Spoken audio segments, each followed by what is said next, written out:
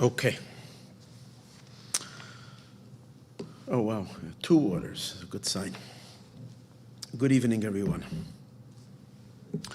Thank you for joining. Okay, so tonight we got something special. Tonight is Thursday night after Pesach. It's the last Thursday in Chodesh Nisan for this year, Pei Aleph. And we're waiting for Moshiach, so let's learn about Moshiach. What else is there to do? We'll learn about Moshiach. Hopefully learning about Moshiach is going to bring Moshiach. May it come very quickly. The Parsha of the week is Parsha Shmini, which Parsha Shmini is Moshiach. Shmini is number 8. We discussed it in the Monday class. So many other classes. Tonight I want to learn something that I initiated a year ago on Lag Bomer. There's a class that I gave a year ago on Lag Bomer called The Birthing of Moshiach. And over there I spoke about some really, really, really abstract, mystical concepts relating to the birth of Moshiach, the spiritual birthing of the power of Moshiach. And obviously it has to do with the physical existence of Moshiach as well, as everything in the physical materializes from the spiritual. So therefore it originates in the spiritual. And that class I was attempting to explain something very deep, and I felt that I only gotten through a little bit and I didn't really get to the punchline. And I said then that I am planning to teach something inside, and from where I took the idea, and perhaps by learning that inside we'll get clarity in what I was attempting to share. In the end, it didn't happen, and I didn't end up doing that class because we had other things to learn, and I didn't get a chance to do that. So what I want to do now is finally, I believe, the time that we should pay attention. It's basically a discourse of Reb Shneur Zalman of Liadi in Sefer Biurei Zohar. Now it's printed in a few places. Let me share with you because we're going to be doing this probably for 3-4 weeks. Probably like 3 weeks, maybe 4. I hope only 3, because I hope we can get it done in 3 weeks. There's a Sefer called Mamorei Admar Azaken, Tavkuf Samach. This is the book. These are the discourses that was said 200 and something years ago. 200 and, let me see, Samach till Pei Aleph is, I keep them, Samach I think is 1808. The Mei'rosh was said in 1808, in the summer of 1808, by Reb Shneur Zalman of Liadi, the author of the Tanya. And it's a discourse that explains a passage in the Zohar, in Parshas Balak. Now that was not Parshas Balak. We're a couple of weeks before Parshas Balak. Parshas Balak comes out usually in the month of Tammuz, in July. Now we're still in April. It's not that we're not reading that. We're not close to it. I mean, we're close. These days, things, at least past days, seem to be running by very quickly. The years pass.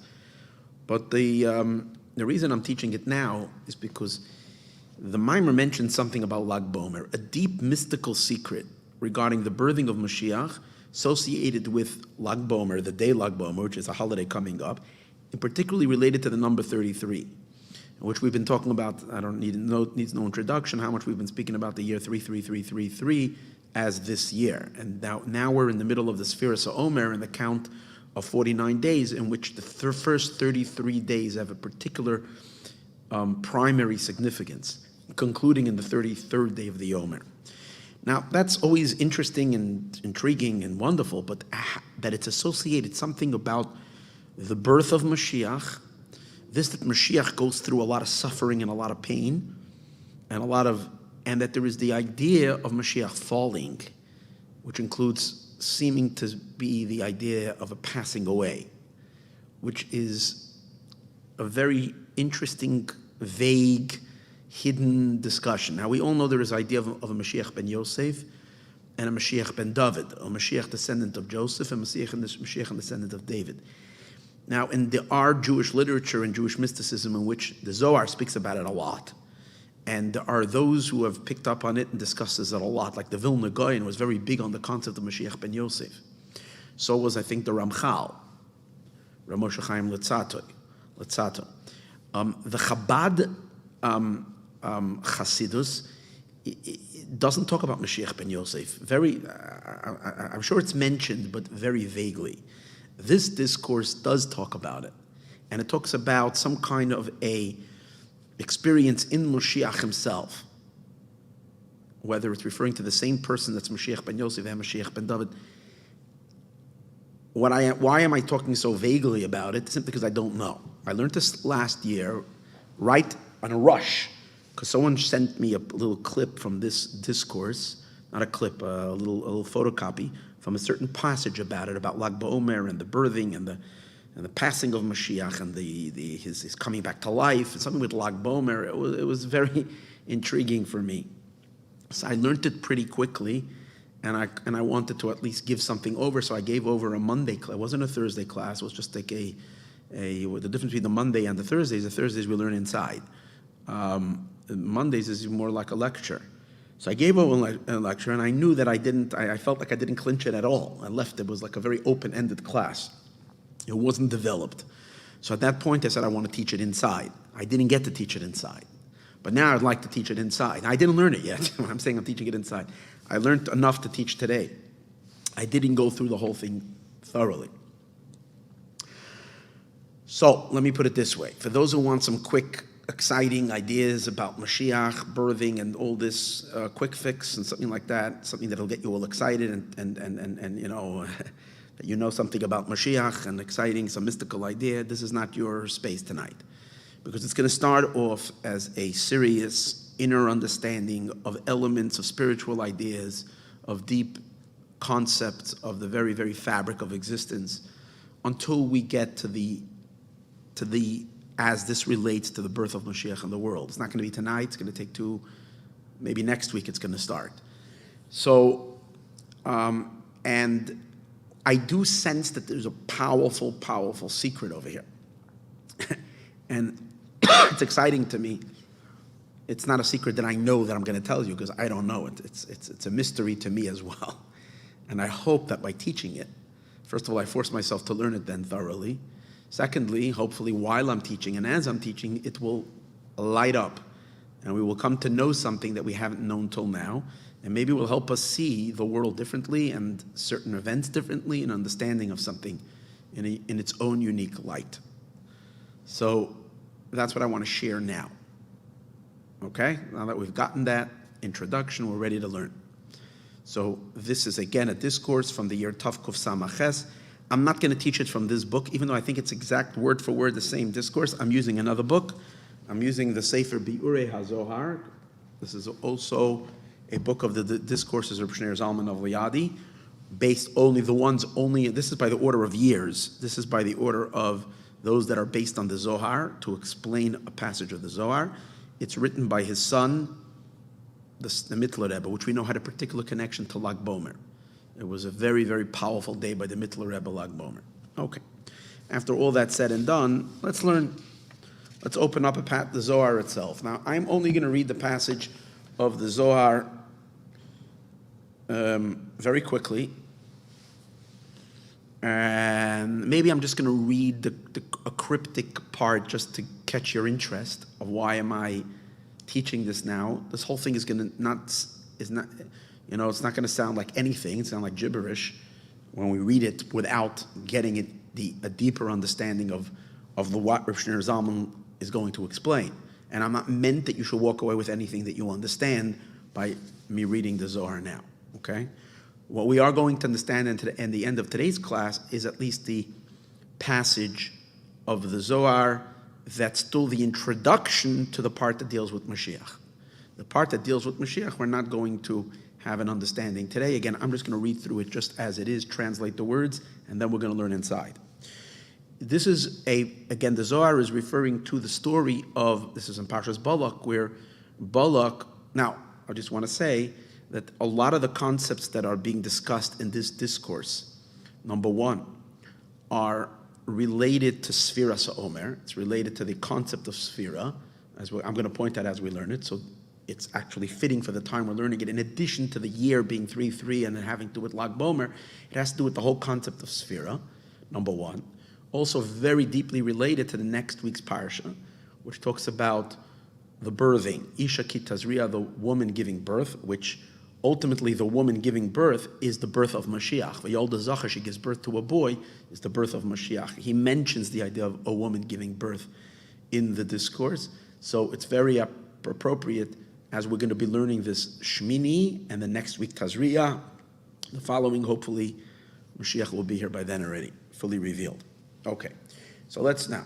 In Parshas Balak, it talks about Bilam, who was a Gentile prophet, who was hired by the king, the Moabite king, to, what's it called again? Curse the Jewish people. And in the end, God turns over the curses into blessings. He puts blessings in his mouth, and Bilam is forced to say these blessings. So his opening blessing that he says is he calls him to go curse Israel. So he says, the Jewish people. So he says, he took him up to a high mountain. So he says, Mei'rosh Tzurm Arenu, from the tops of mountains I see him. And from the hilltops Arenu I see him closely. I'm looking at Israel. Simply it means I'm on a high spot and I'm looking at Israel. And then he goes on to say how I don't see any bad in them, I only see good in them. Rashi explains, and the commentators explain, it doesn't mean that Bilam is standing in a high place, which he actually was, but that's not what he means when he says, when I see him from a high place. He's referring to Israel. He's saying Jewish people, the Israel, are rooted in a very high place, at the tops of mountains. Umigvois, and at the hilltops, Ashirenu, they're rooted, which are basically our fathers and our mothers. The Jewish people are well founded and well etched in a very, very, very deep, high place at the top of the greatest, highest mountains and hilltops, which are fathers and mothers.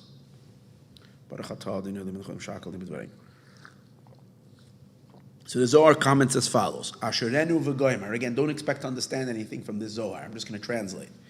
Tziyuda, the form, v'diyukna, and the image, the avoy of the father, Israshim bei mamish, is marked in him literally.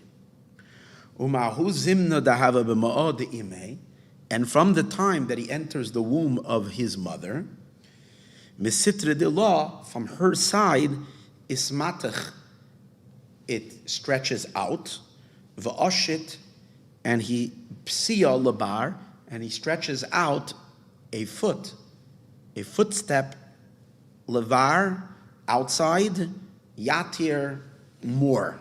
Okay?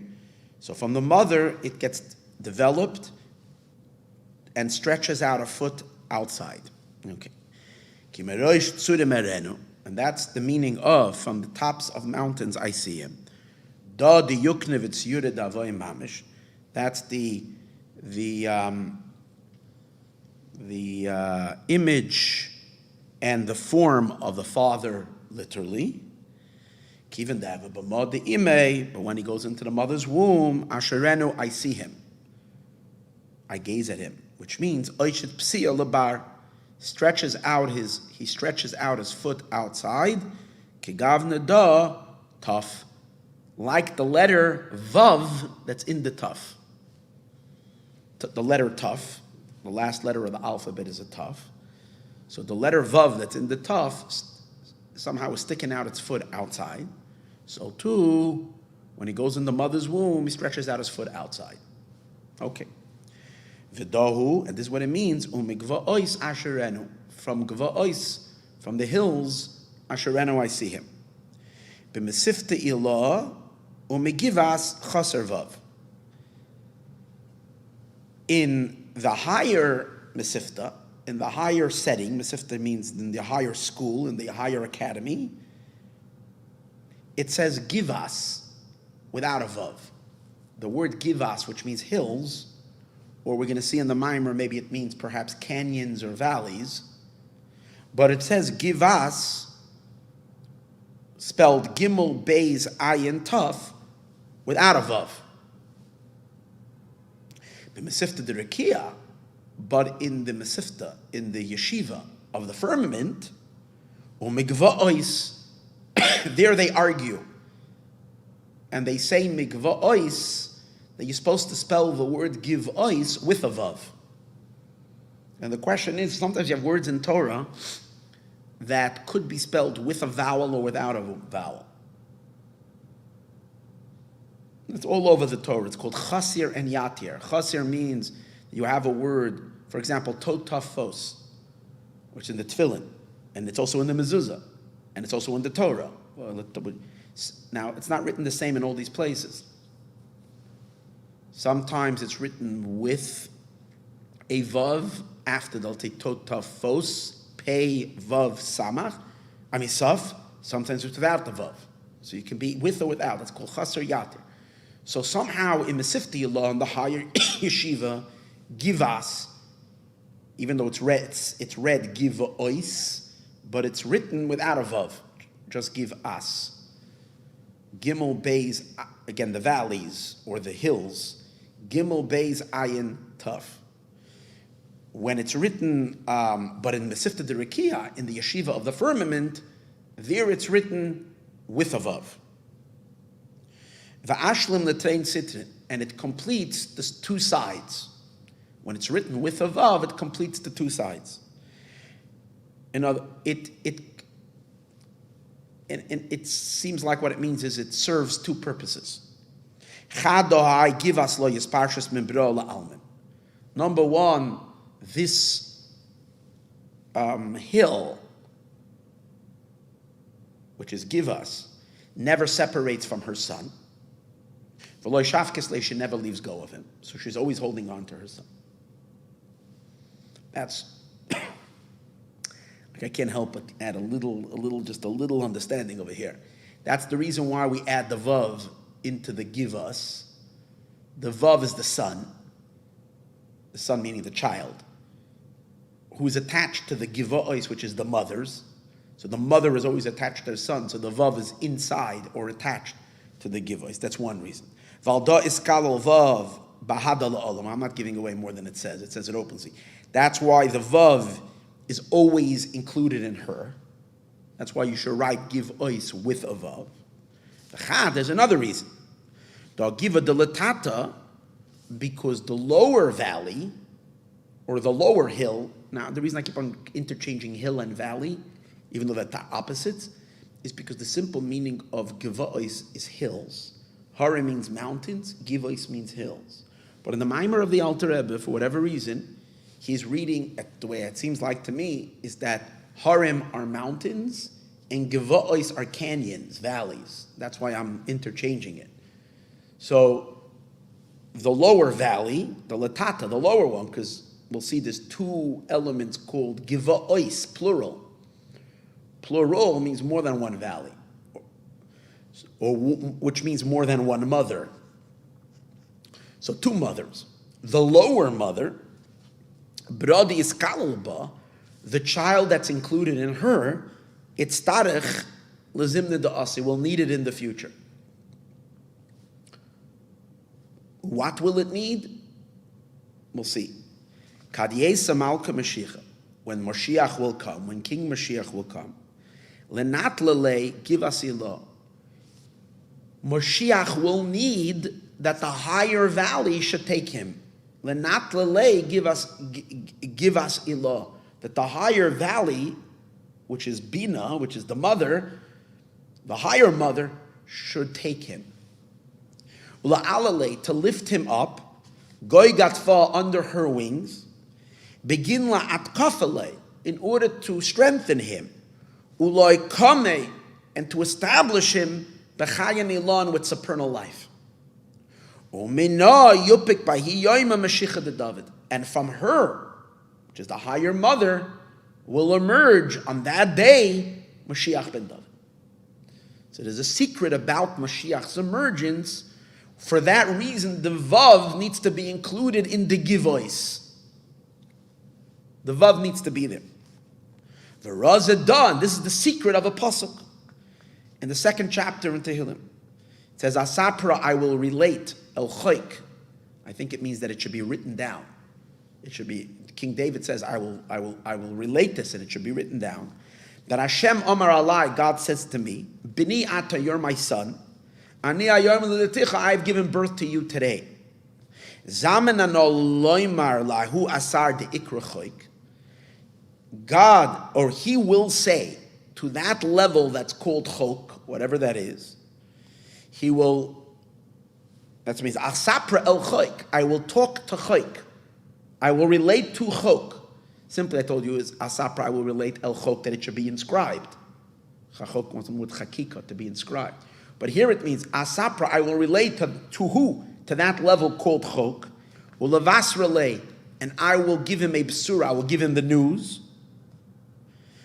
Bahu yoyme mamish. Literally on that day, yapik le'ahu chok. So that level called chok will cause the emergence of him, which is Moshiach, b'tchois katfa, from beneath her wings. Bekama chayin, with many energies of life. Bekama itrin, with many crowns. Bekama birchain, with many blessings. Kedekoyos, like it should be, like it's fitting.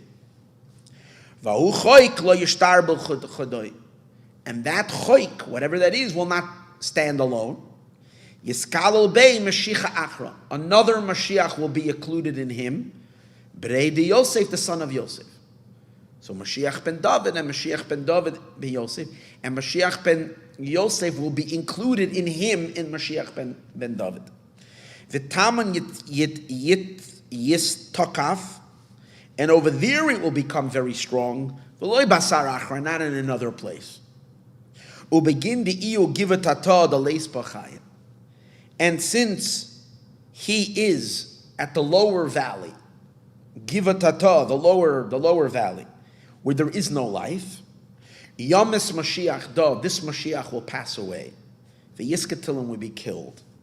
The emis, and will remain in a lifeless state, ad tilkut chayin, until he will collect life.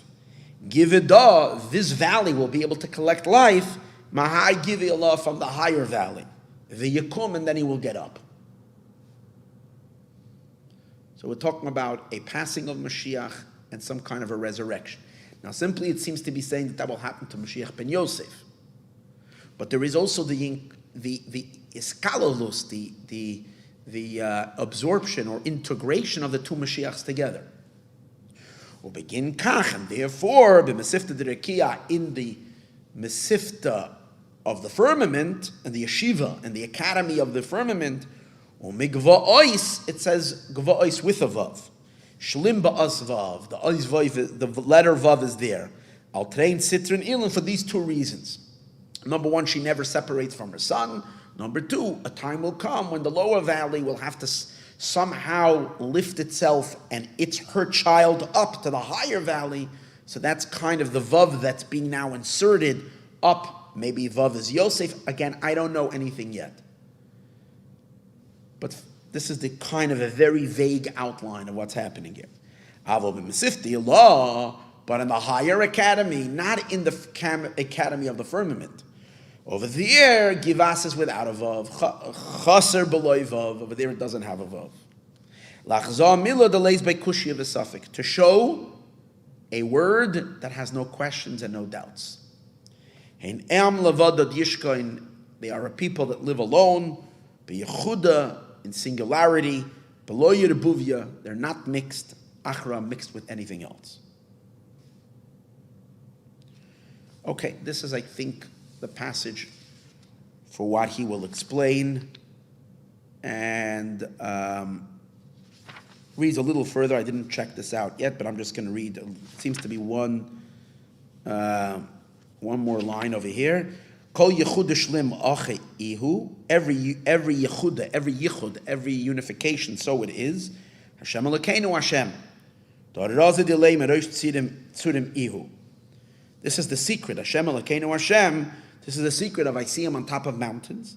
This yachad bereisha begizo shvila, and it becomes unified in the head, begiza in the branch, shvila and in the pathway. Hashem doreisha yila avida desalka. When it says Hashem, that's the upper head, the ear that goes up. Elokeinu dogiza, that's the branch. The itmar geza yishai, which is called the geza, the branch of Yishai.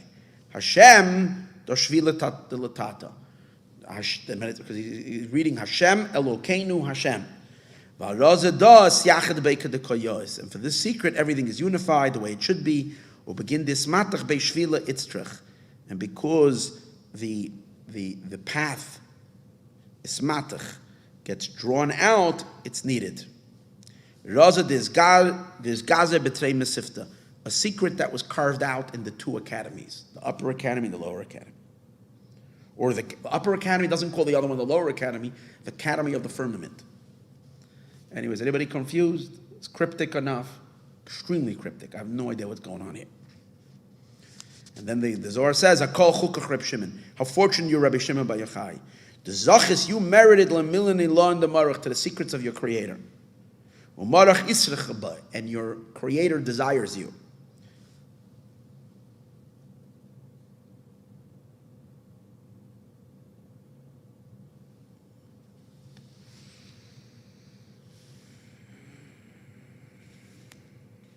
Okay.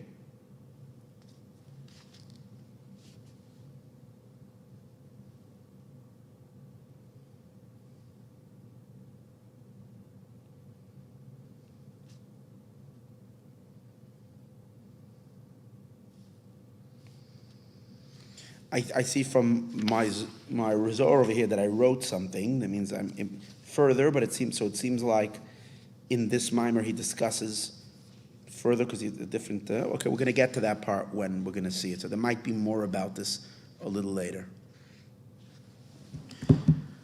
I want to read inside again tonight. For tonight's class, we don't need all this complication.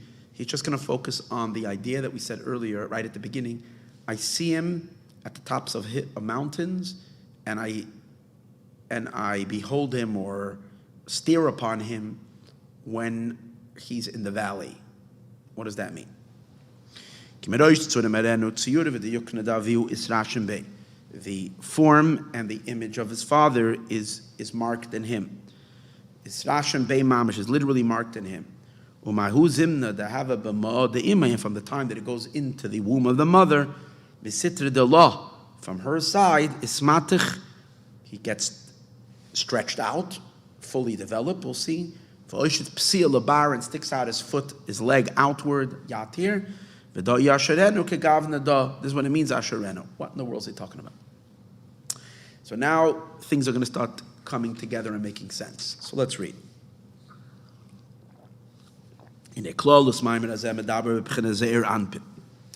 See, it's talking about the birthing of the Jewish people.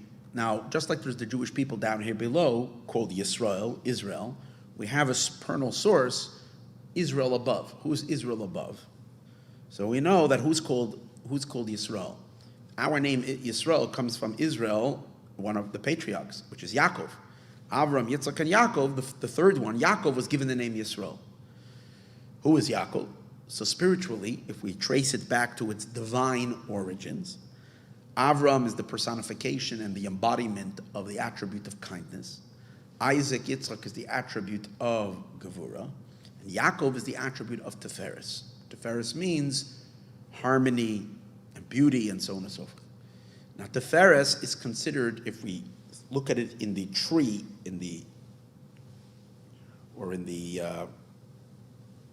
structure of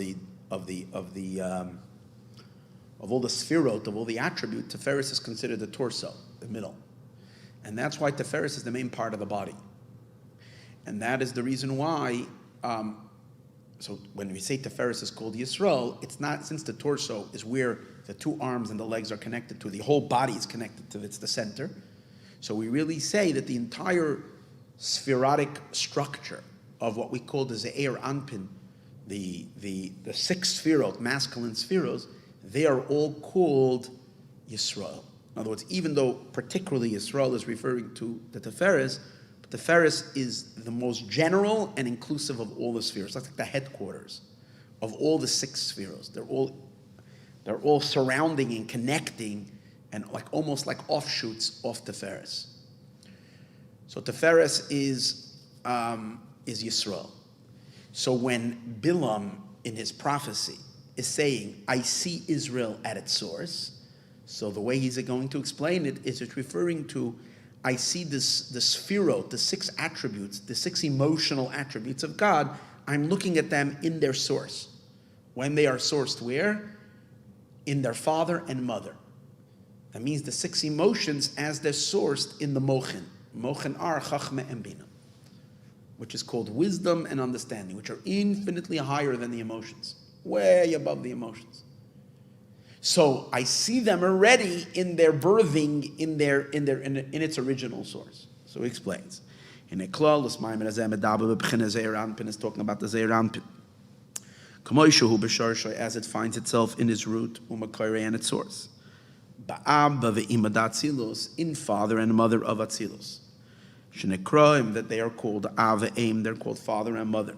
Hamoy lidois, lamidois, just like in the human structure, we know that emotions are born from the intellect, and we are created in the image of God. So God's 6 emotions in which He creates the world, and primarily Tiferes, which is called Yisrael, is rooted in father and in mother. So it's father and its mother. And this is what this pasuk is saying. Mei'rosh Tzurm Arenu, I see him as he is rooted on the top of mountains. Which is the light of the father of Atzilus, which is called the Sphira, the attribute of Chachma. Shenikra Rosh Tzurm, which is called the head of mountains, as will be explained. And over there is the first makar, the first source of the midos. In other words, if we're tracing, just like a child, what's the first trace of a child? The first beginning of a child is in the father. A father generates the child. It's the seminal drop generated by the father, which will later go to the mother. The mother will, at conception, will absorb that and take it and develop it into a fetus, still inside the womb, and eventually the child will emerge. We're not just appear out of nowhere. There is a history. We exist first in different stages. We exist before we're born. First, we exist as a child, right, as a baby. But before that, we're existing as a fetus. But before this fetal state, we're still a potential in the father. And that's the origins of the child. So, as we're talking about, and the same is also in our psychological development, an emotion, any feeling, an emotion, which is an excitement, which is a drive, all of our life we're driven, and this is the time, actually, it's the time to focus on this, because Sphira Sa'omer is the time that we work on our emotional range, the spectrum of our emotion. Every week we designate a week to work on the various different features of our emotion, emotional makeup. And because emotion is the main drive in a person, it's what our excitements are. So we have to get our emotions cleansed, purified, in the right place. So, but our emotions are a product of the parents. Where's the beginning of every emotion? And any excitement that one will experience, whether it's a passion, an attraction, whether it's a fear, contraction, or any type of emotion that someone is going to feel, it's created by a certain mental awareness and understanding and appreciation. A mental appreciation, in your mind, you become aware of something, and then the emotion is a reaction to that. So the process of the mind experience is also is considered father and mother, because there's 2 ports to the mind. There's a father element that feeds the germ of an idea, and then there is the mother element of the mind, which is the developer of the idea, which is the left side of the brain, which is the bina that develops an idea. That's father and mother. So just like it is in the human experience down here below, it's also in the supernal, in the way the cosmos evolve and all of existence evolves. It begins first with the attribute of chachma, which is all of existence, all of worlds, everything as it exists as just a seminal drop, and then there is the bina, the full expansion of that idea, but it's still an idea. Then it drops into the emotional levels, so to speak, God getting excited about creation and creating the world. And from the emotions, God is actually conducting the affairs of the world. The 6 emotions are the energy flow that flow into Malchut, which Malchut is speech, in which speech is the actual commandment and the actual contact between God and creation. So we're talking about the inner infrastructure of the emotions, how they evolve. So we're tracing them back to the father and the mother in the godly spectrum, father and mother, chachma and bina. That's the first root, that's the first source of the midos, which is the parents, Chachma and Bina. When these midos are still included and still potentially, so to speak, in their root and in their source, Harishan, in their first root, which are the 6 directions of Father. Father, which is Chachma, doesn't have yet him. It's intellect. It's wisdom. But even over there, in a subtle state, you have already the potential for the emotions. For the emotions are called 6 children, and while it's still in Father, in the level of Chachma, it's called the 6 directions of Chachma. As Chachma is leaning to the right, which is Chesed, as Chachma is leaning to the left. We're going to speak about that soon more. We're not talking about yet an excitement. We're talking about yet the potential of emotions as they're still in the intellect. Oznemer, on that level, it says, Mei'rosh Tzurm, that Bilam is saying, I see them at a very, very, very beginning of a beginning. Obviously, it's not Bilam saying it, it's the prophet, it's the prophecy that's coming through him, saying that where are they rooted in? The sublime levels of Chachma. Mei'rosh Tzurm, at the tops of mountains, Arenu, I see him. Pirish. Sham, on that level, Arenu, lemidos dezah. I see the midot, I see the emotions of the Ze'er Anpin. B'pchinas Riya Bovad. But over there, I see it,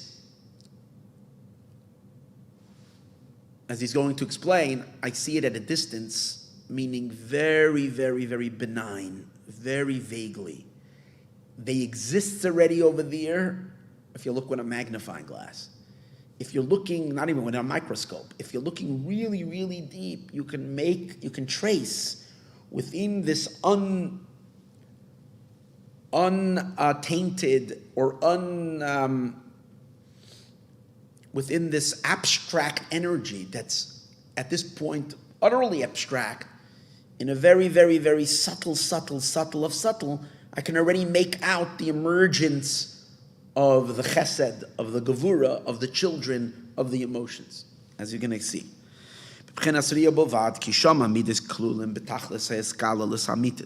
Over there at this level, the midot, the emotions, are still completely absorbed in the intellect, in the chachma, in the wisdom, in true integration, which means that the midot, the emotions, don't really have any identity to be able to identify them.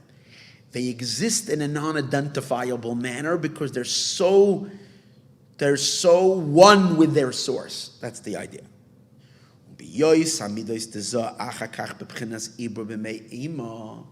But once this seminal drop, so to speak, once this father infusion, leaves the level of Chachma, the father, and it's passed on into the womb of the mother, which is Bina, over there, they're also still integrated in the mother, just like a fetus is not a person yet outside of the mom. All you have is mom, but you have already a far more noticeable existence of a child. In dad's brain, you don't notice at all his children. In the mother's womb, the mother is already expanding. You notice there is a baby coming. You don't know much of the baby. You don't know if it's black hair, blue eyes, brown. You don't know anything. But you know a baby is coming. So the idea is the child is already starting to have far more. And if we were to look into the mother, we would see a whole growing entity that's not her, that's apart from her growing, a person within a person. In the father's brain, where the seminal drop, and even when that seminal drop is, so to speak, beginning to emerge, it's still just semen of the father. That's all that it is. It's not child yet. From there, we'll create a child.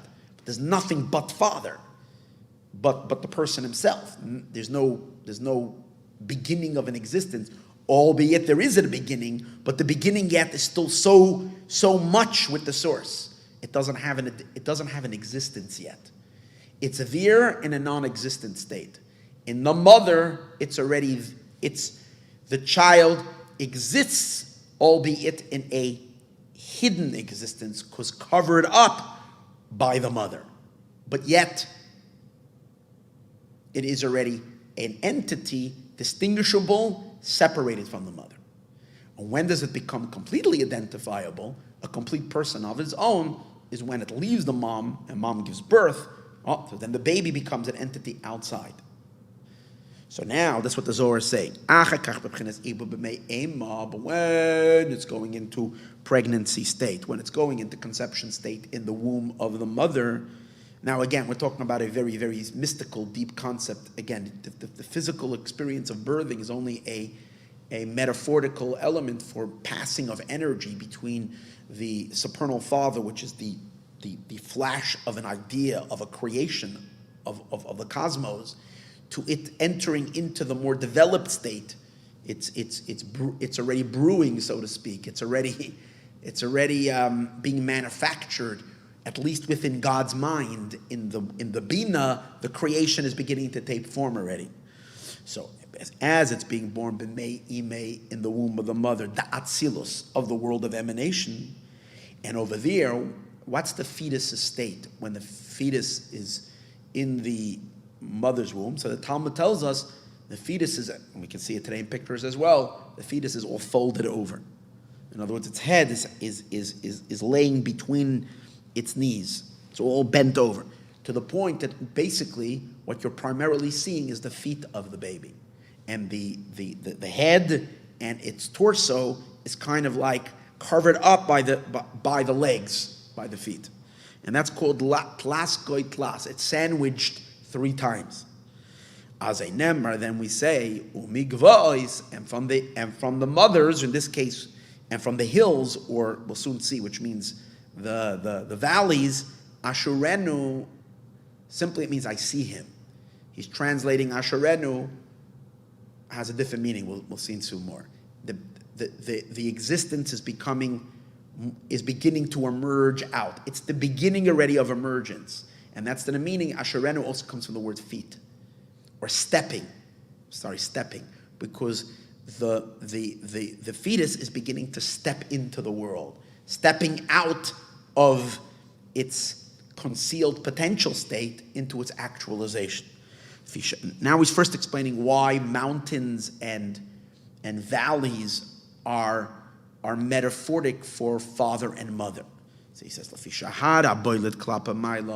because a mountain, which is a protrusion of earth, is a symbolism for the element of father, because father is the mashpia. Father is the one that's the bestower. He's the influencer, and every influence means you're influencing. You're taking your energy, your whatever it is that you have, and you're projecting it. You're protruding it outward. You're going to give it. Mother. The idea of mother is recipient. So she's taking this energy inward. And for that reason, it says Vishahar, because a mountain on Boilet Klapa Maila that is projecting outward. Begoiva, the mountain is protruding from the ground very high. Moida, Pchenes Mashpia, it's indicative of somebody that has something to give. He's influencing. A protrusion outward is a giving out of yourself to the outside. Shenikrat, which that's male. Pchenas Yesod Duchra, which is the element of Yesod of the man, Hamashpia, that is giving Pchenas Balita in a way that it is protruding outward. V'hagvois, but the gavois, again, usually it's always understood gavois are hills, but you can see from here the Alter Rebbe is reading gavois not as a hill. If I have to find a source for that, where do we find that giva can mean a valley? But in any case, v'hagvois shem be'emek, and gavois, which they are in a valley, which are an indent, not in a protrusion, but an indenture. This is indicating the recipient. Which the idea of a recipient is that they're indented, just like a bowl, which can receive. It's in order to receive something, to take in.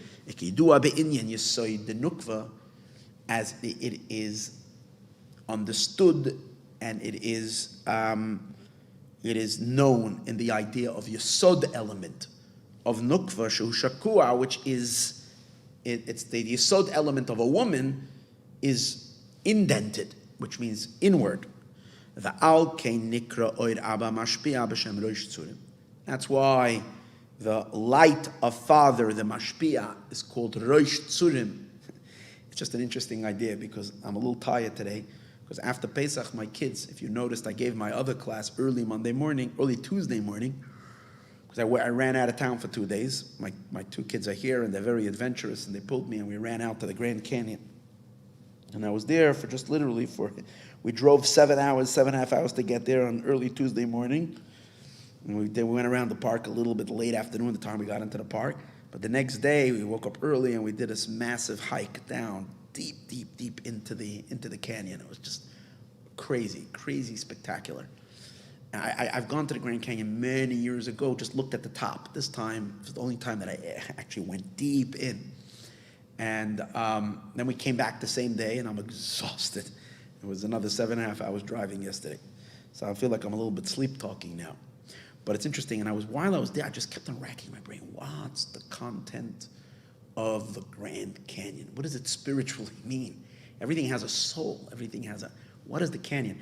So one of the things that happened when we got there was one of the most, I remember it from 25 years ago when I went there with my wife, 20 years ago. We moved to California. It was one summer, we were going to the Grand Canyon. So I remember going there, and you're expecting, because I was used to going to other places. I went to Yosemite. The closer you get to a national park, the more beautiful it gets. It gets beautiful. And then you enter the park, whoa, Grand Canyon, nothing. Nothing's going on. It's just there's nothing happens. A plain road. Okay, it's a little, remote, but nothing there. There's not a mountain in sight. Nothing. Trees, signs that there is deer and moose, but nothing much. Go through a town, and you come in, and even when you're in the park, you see nothing. Even getting to the parking lot, you don't see anything. Get out of the parking lot, you go over to the first viewing thing, then you stand, you go, oh, wow, it's impressive. But even after we went out this time, and I remember last time this happened, and I went out, I looked, I said, impressive, great. Then we took a little walk, like the rim walk, walking along. You see the same thing from here, from there, from there. And again, it depends on the sunlight. You catch amazing moments when the sun is setting. It starts giving all these different colors. It's really spectacular. But at that moment, it wasn't. So we're just seeing the same thing.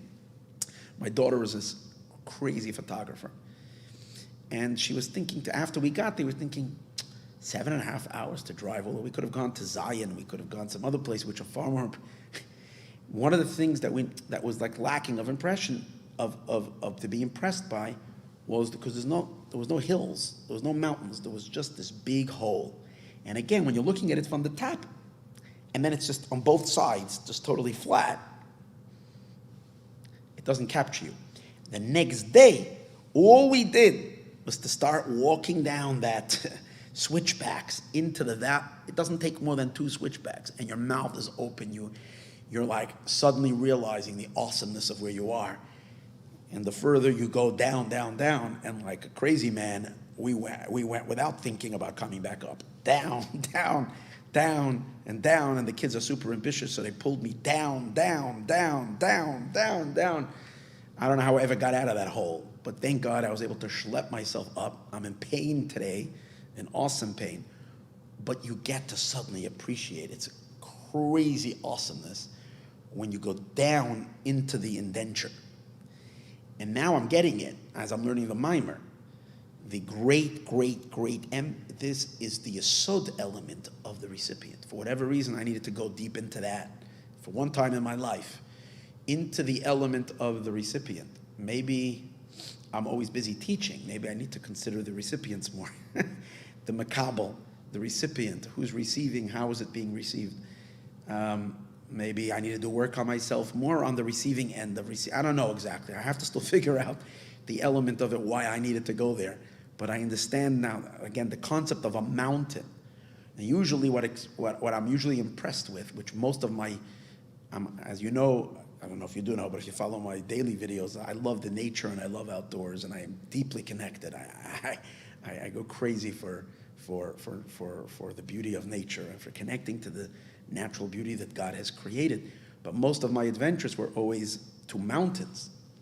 That's the mashpia. That's the maybe I'm a Kohen. Kohen is the energy of influence. So I'm attracted to mountains. this deep canyon, this deep hole, okay. But again, it was this time that I suddenly saw the awesomeness of it. I just think it's interesting, it's coming to my head now, that I'm reading about over here, the yesod of the mashpia is a protrusion, is a mountain. The feminine element of the woman is the valley. The Grand Canyon represents the ultimate recipient, the ultimate ability to receive what?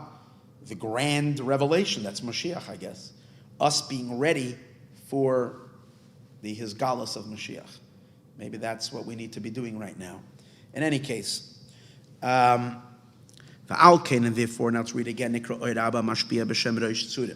father, the lights of father of Chachma is called Rosh Tzurm, the top of mountains.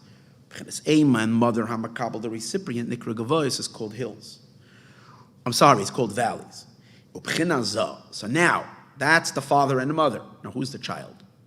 Child is the emotions that are born from the intellect, from the father and the mother. Once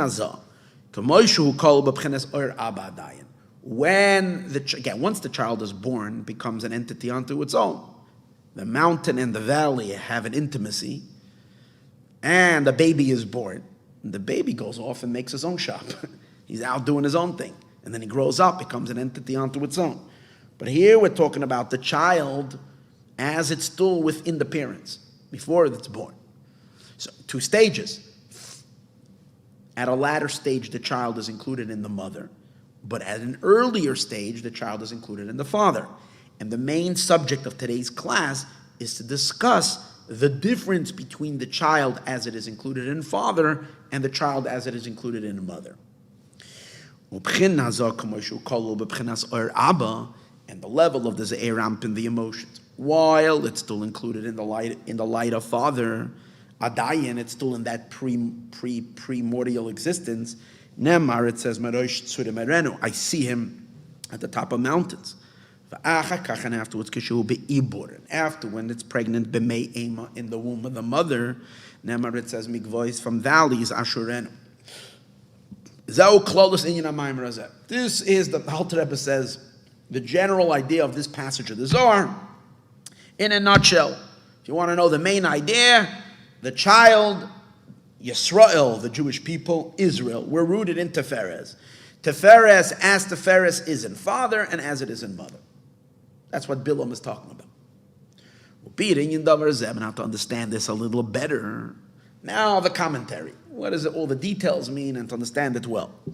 Moving up, Yadua will be understood based on what it is known by B'chinas Chachma and Bina, in the element of Chachma, of wisdom and Bina and understanding. Shachachma nikra ayin, that Chachma is called nothingness, va'abina nikra yesh, and Bina is called something. As in general known, Chachma me ayin timatzi. Chachma is still a state of ayin, of nothingness. That's why we say the word etymology of the word Chachma is koach ma. If you rearrange the letters of Chachma, koach, it is a power, ma, what. There's still a what. There's nothing there yet. And Bina is already ben. It's already a child. It's already something. Ben Yudke. There's already an identifiable existence. So Chachma and Bina is called Ayin and Yesh. The first initial flash, and why is that? Chachma's initial flash of energy before it takes form. So you don't yet have form much. You just have a potential almost. So there's no something that you can say, I have it. The somethingness has not appeared yet. In the Bina, when it gets kind of, you freeze it, you catch this energy and you shape and form it into a fixed and definable existence, that's already called Yesh. Now, to us, when something is still potential, possibly, the more potential something is, the less it exists. The more formalized something is, the more defined something is, the more real it is, the more powerful it is. But the truth is, once something is defined and limited, it loses its power. It's fixed and it's stiff and it's in a sense, to a certain degree, it died. Not really, but compared to the Chachma potential state, when it's still free, it's full of energy and life and incredible potential. Once things become defined and and what we might call more as actualized, the weaker it gets. The traveling from Chachma to Bina is an enormous weakening of the energy. In Chachma, it's extraordinarily powerful. Once it goes to Bina, it's much weaker. But again, when things are extraordinarily powerful from the mashpia, from the influencer, the recipient doesn't, because it's the influencer is too much power there to the recipient. It's too intense. They can't receive. So it's again, what is very, very intense to God is to us as the recipient too intense and therefore not meaningful to us. So of course we need things to go from Chachma into the state of Bina in order for it to calm down, to formalize, to get less, so that to us it's more. But we understand but at the same time we understand that when we want to energize something and we want to get something back to its full potential, if we can take the final product and reconnect it to its potency as it was in potential, and then you can really, really energize things on a far more potent, powerful way. And that's really what we do through Torah and mitzvahs. We reconnect our limited, definable, very completed existence, and we reattach ourselves to that supernal initial flash. And by doing that, we connect to the essence of life, to the essence of existence, to the powerful, infinite energy that there is really at our core, starting. It's what Torah and Mitzvahs is all about, to reconnect the final existence with its origins, where it's germinating in its very infinite potential at the very, very beginning. And if we can bring things back up to Bina, and then bring things back even deeper into Chachma, which is the idea of bittul and non-existence, that's when things are far more powerful. In any case, moving up Chachma, that Chachma nikra ayin, Chachma is called ayin, v'abina nikra yesh, and bina is called something. Kishafa Chachma, because the flow of Chachma, the influence of wisdom, nimshach, when it comes, even in our human experience. Again, everything we experience as humans is just a evolution of the same experiences on much higher spiritual spheres, and even deeper than that in the level of the divine, all the way up to the highest world of Atzilus, in the spherot of God itself. And from the way we experiencing, we get somewhat of an inkling, somewhat of some little bit of a vague idea of the way things work. So Chachma is what, just like in ourselves, we find that Chachma is that first flash, Nimshach Kabara Chitza, it's like this flash of a lightning bolt. Momaila Lamata, that emerges down, upward. Momaila, from up down into existence. B'pchenes Nakuda B'vad, only as a point. Okay? You have a flash, you have an epiphany, an idea, just a flash of energy. And it's a motivation. It's this powerful motivation. It's an idea, and it's powerful energy. Like, wow, you can now do something. You have a breakthrough. And afterwards, then you have to silence it, kind of take away that intense, and move it to the left side of the brain, and over there begin to analyze it and try to capture that energy into what we might call in a more practical possibility. But when it goes into the bina mispashit, it gets expanded to the length, and to the width. And that's the breadth, saga of understanding, of comprehension, his boininess and contemplation. That it is known that a river goes out of Eden. So it's explained. Eden is, it says in the beginning of Bereshis, a river goes out of Eden. So Eden is Chachma, and Bina is the Nar, the river. And therefore, B'chinas Yesod, Abba, the Yesod element of Father. Shunakudas HaChachma, which is the spark of Chachma, the point of Chachma, who B'chinas Belita, and being that, there is nothing in the Bina that is not first in the Chachma. And the Chachma is what passes the energy into the Bina. Bina has nothing to process if Chachma did not infuse something to work with, the substance of the energy. If it did not come from Chachma to Bina, Bina's got nothing to do with it. Bina's like the woman who takes the matzah dough. She grabs a piece of matzah, a piece of dough. You take from the big dough. You grab a piece, you give it to the matzah person, and they start rolling it out, stretching the dough out this way till you turn it into a nice round matzah, a certain size. Put it in, it goes into the oven. But it Chachma is that just point. If you don't get the piece of dough, you have nothing. You can sit and roll from today till tomorrow. Stretch here, stretch there. But what are you stretching? It has to stretch that nekuda of Chachma. And for that reason, Chachma is called mashpia, because Chachma is the influencer, and the Bina is the influenced, receiving. The Yesod element of Father, which is the point of Chachma, who bechinas belita is in a state of protrusion outwards. Lias mashpia l'zulase, because it's mashpia to someone else. Shumayach bina, which is the bina. Ubechinas bina and bina liyos bechinas makabel. Since bina is the recipient, hashpa zois of this influence.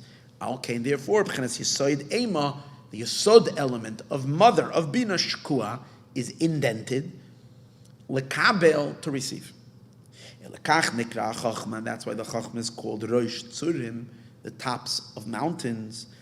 Bina and Bina nikra gavois, and Bina is called valleys.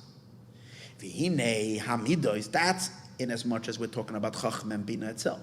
The Chachma is ayin, but it's the source of the substance of everything. But again, because it's not yet shaped, formed with any definable definitions, it's called ayin, nothingness. But it's where energy really takes place.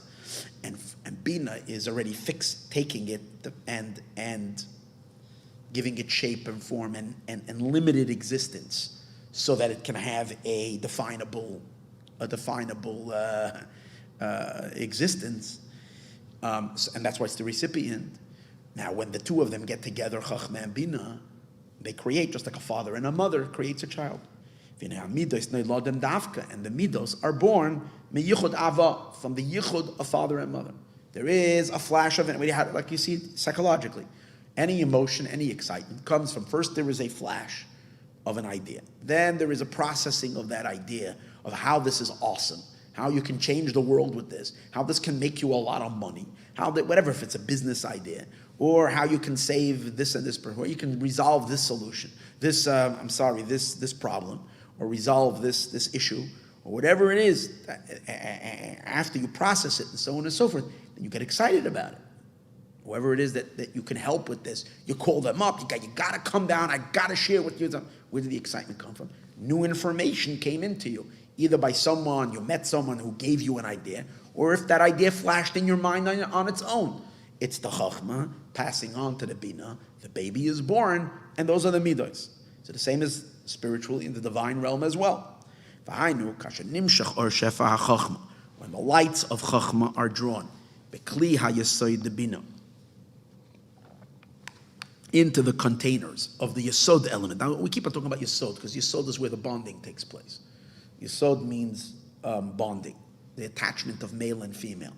So when the female, the element of Bina receives the influence coming from Chachma, now he wants to show, now once we know, okay, so now you're going to produce the child, but the child comes from somewhere. Where's the child come? Comes from both parents. So now he's going to trace the child in the parents themselves.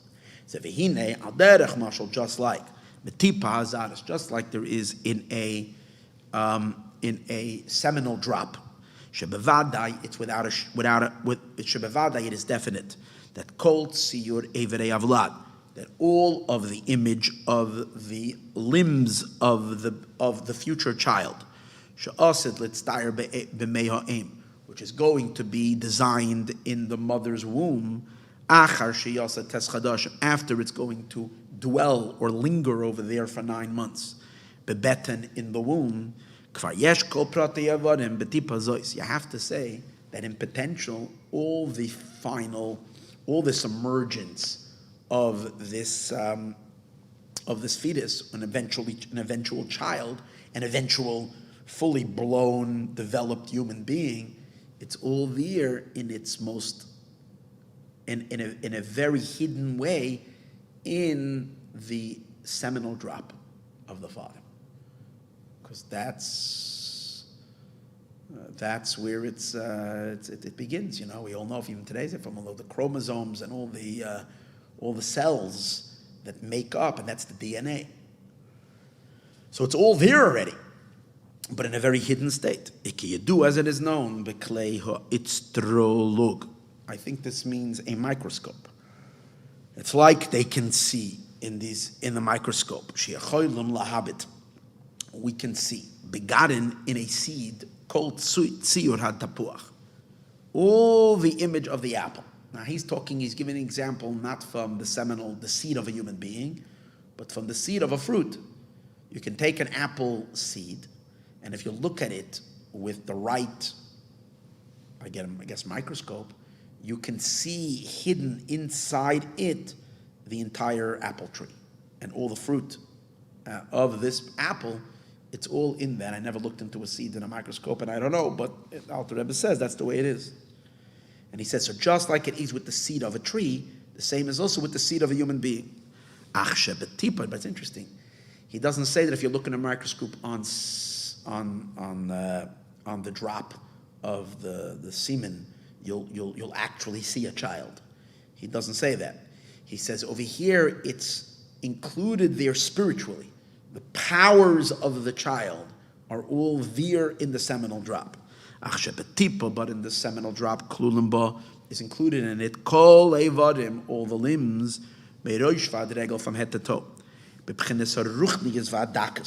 spiritual element of it, the va'adakus, in a very, very, very abstract or very fine, very refined state. In a state of very, very much concealed. Tahainu, two things. When we say concealed, two things. Number one, it's nothing physical yet of the child. You're not going to have physical hands and feet there. You're just going to have the spiritual dynamics of the child. How do you see spiritual? Maybe you don't, but it says the angel does see. The angel takes the drop and brings it before God. Says smart or not, whatever God pronounces, right? The spiritual power of it, shall kol aver of every limb, which later will emerge as a physical human being in the womb. The gamzois, that's number one. That it's only the more. I don't think he means spiritual over here. What we call spiritual means metaphysical, pre-substance existence. The gamzois, and even this, you say, but he says, but the entire makeup, at least as the power of the child and all of its organs and all of its limbs is there. Number one. Number two, even that you can't distinguish the individual powers because it's all part of one entity, and that's Father. They are so unpronounced, they are so absorbed in the epitome of concealment, it's not yet recognized and felt as a particularized existence. At this point, it's a non-entity. But that changes very quickly. When the baby goes into the mother's womb, it's not called a baby yet. We call it when the sperm gets into the mother. Over there, it's going to get developed in the mother for 9 months. There's already, first of all, on the outside you can tell because the mother is expands, the womb expands. The person is, you can tell a woman that's pregnant, at least definitely after a few months, and more than that, it's if through a X-ray, through whatever they call it, an ultrasound or whatever it is that they can look inside, you can see a full-fledged being over there. The limbs, the organs, the person is there. And substance alkopan. Afalpi, even though shegam sham, that even over there, havlad behelim, the child is still concealed bebeten in the womb. Ki uber yerach imoy, because a fetus is still considered the thigh of the mother. It's not considered an independent entity. So since halachically baby is considered the mother still, not a separate entity, so you see that It's not really, it's not revealed. That's the idea. It's still mother. But within that, compared to its concealment, in the father, you can't say there's a baby concealed. In the father, it's just father.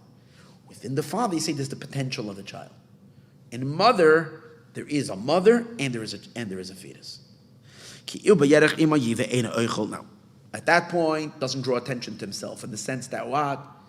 He eats mom's breakfast, he eats mom's lunch, whatever mother eats, he eats together along with the mother. He or she, whatever the fetus is eating along with the mother. In other words, it doesn't call attention that it has its own needs, its own entity. Once the baby is born, all right, now the baby needs a diaper change, the baby needs to eat, the baby needs to nurse, the baby needs to this, it's all a separate entity with its own needs. But before that, it grows all automatically within the mother. The doesn't eat only when its mother eats, kidu as it is known. So it's still concealed. But it can't compare it to the level of concealment, to the concealment, and the true integration, while it's still in the seminal drop, that it is, while it's still included in it. Over there, it's only the spiritual element of the child, not the physical child. And even this, is very, very, very hidden. And it is enough to those who understand. Now, so here we're talking about the potential. Now, again, to us, who cares? Who cares? I mean, come on. You're a person when you're in the business world, you're a mover and you're a shaker and you're turning things over and you're making everybody knows about it. You're written in the newspapers. You're on top of this board. You're on this plaque in the school and in this hospital and in this. You're ganze knacker. You're in the head. You're a CEO or whatever. You made it into the Fortune 500. Then you're a ganze yachka bedam. You're a ganze metzias. You're a whole entity. Here we're talking about a potential of existing when you're still your father's. So who cares? The truth is, however, he doesn't say it so over here so much, but there's a Mei'rosh from the Tzemach Tzedek that's commentary on this. He explains the idea that everything that's more spiritual and more potential and more nothing is really more powerful. And the more something formulates and becomes what it is. In other words, when you ask it, just simply, when a child is born and it's still potential, the person could be Moshe Rabbeinu, I mean, not really, tzaddik, but we don't know. So everybody's got a person should say, when will my actions be like my fathers, like our forefathers, Avram, Yitzchak, and Yaakov? So when a child is not yet born or within the mother, where they can take their life is to who knows what kind of grades. Once you actually do it, you're only making of yourself what you're making out of yourself. And even if you did great things, could have done even better, could have done even more. So the potential is always stronger than the actualization. But from potential, no one gains anything from potential. On the other hand, nothing is real in the world until it's actualized. So there's a lot to say about actualization, although something is more powerful than potential. But there he gives an interesting idea. He says, you see, everything is stronger in a more spiritual, unpronounced state. And the difference between spiritual and physical is, the more physical something becomes, the more it becomes substantive into its existence. The more spiritual something is, the more lost it is in something bigger. The Tzemach Tzedek points out that you see that the spirit is always more stronger than the he brings it from, I don't know, from some early sefer of philosophy. For example, neshama and guf, what's more powerful? Soul, spirit, or the body? The body's concrete. What's the soul? It's nothing. Yet, what's the whole power in the human being? Is the soul, not the body. The ayin, the non, is much stronger than the yeh. And then within the experience, thought and speech, what's more powerful? Speech is noticeable, it's something. But thought is the entire drive. Thought is everywhere. Drives the underlying power between everything that's going on in the human experience. Thought is way more powerful, even though it's more nothing than speech is. And that's the way it is in everything. So when we're talking about the person while they're still in the mother, or the emotions while it's still in the mother, and then how in mother it's already in existence. So first of all, it's like this. The emotions, in essence, are more powerful when they are hidden in the mother than they are when they're born. And the emotions while they're still in the father in the level of Chachma are even more powerful. Because the more not they are, the more energy they have, as mentioned earlier. And based on this, we'll understand also in the birth of these emotions. From the seminal drop of the Father, as we said before, that in Chachma. Now, this was an example that he gave from the human physical birth. Now he's taking it back to the spiritual dynamics above. That built in Chachma, the midos are in a concealed state. They're not felt at all, klal, to be considered something. Which isn't the case in Bina Shasham, they're Goshen Yoiser. Over there, they're sensed more. Over there, it is sensed more to be something. But they're concealed, like we said earlier. And they're integrated in the intellect. Like a fetus in the womb of the mother. And that's why, at that point, v'nikra, and it's called tavuna. The difference between Bina when she's not pregnant and Bina when she's already pregnant with children is Bina when she's in a non-pregnant state. She's called Bina. And when Bina is pregnant with, in other words, she received from Chachma, and she's already developing emotions, then she's not called Bina, she's called Tavuna. Tavuna. So what's the idea of Tavuna? On the one hand, Tavuna still emphasizes Bina, because in Hebrew the word Tavuna means understanding, just like Bina means understanding. But the difference is that Bina is a abstract understanding that's not leading yet to an emotional reaction. A understanding that's already brewing and lowering itself down to bring about an emotional excitement, which are the children, but it's not yet an emotion. The emotion has not yet been released. It's just an emotion that's still in the mind. Then it's called tavuna, which tavuna has the word ben and bas in it. Tavuna, the tuf is the tuf from the letter bas. Bas means daughter. So you have beis and tuf spells bas in the word tavuna. And tevu, and then you have the same beis and the nun spell the word ben ubas. So they share the beis, not two times beis, but they share the beis in ben and bas. Son and daughter, which represent male emotion, female emotion, the two possible emotions. But it's all in the word of tavuna, which is still understanding. Once it's born, it's not called tavuna anymore. Tavuna ben ubas. And like we see in the literal, sheyesh mitzias espilus ava v'yira. Now he's going to show you where you have emotions that are in the bina state. In other words, a bina that's pregnant. So where do you have that? Like we see in the literal sense, there is an existence where the love and the fear are already being born. There is an excitement of some kind of a love, which means an attraction, or some type of a contraction of fear. Gam b'moyach habina, while it's still in the mind, v'nikra, and in our relationship with God, that's called tchilu v'rechimu. Tchila means fear, urechimu means love. Sichliyim, intellectual love and fear. Kenoid, as it is known, and those who studied Chassidus know this concept. We discuss it all the time, in which you have an excitement in the mind. Let's say the heart is not ready, the heart is not going on fire. But in your mind, you feel that you're excited about something. But it's not yet fully an emotion. It's not causing your heart to move faster, to race quicker, like when you're very excited about something. It's still up here. It's still a very mental type of an excitement. It's still the spilus, the excitement of the mind. Nevertheless, it's still excitement. So it's an emotion. The mind is understanding, not an excitement. It's calm. When you understand something, it's calm. The excitement that comes about it.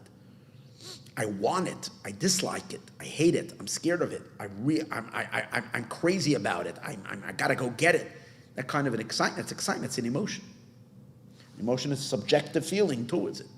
But there are times that it becomes a full-fledged, palpable emotion. And at times that it's like a certain excitement, you're feeling it in your head, you're feeling it in the idea.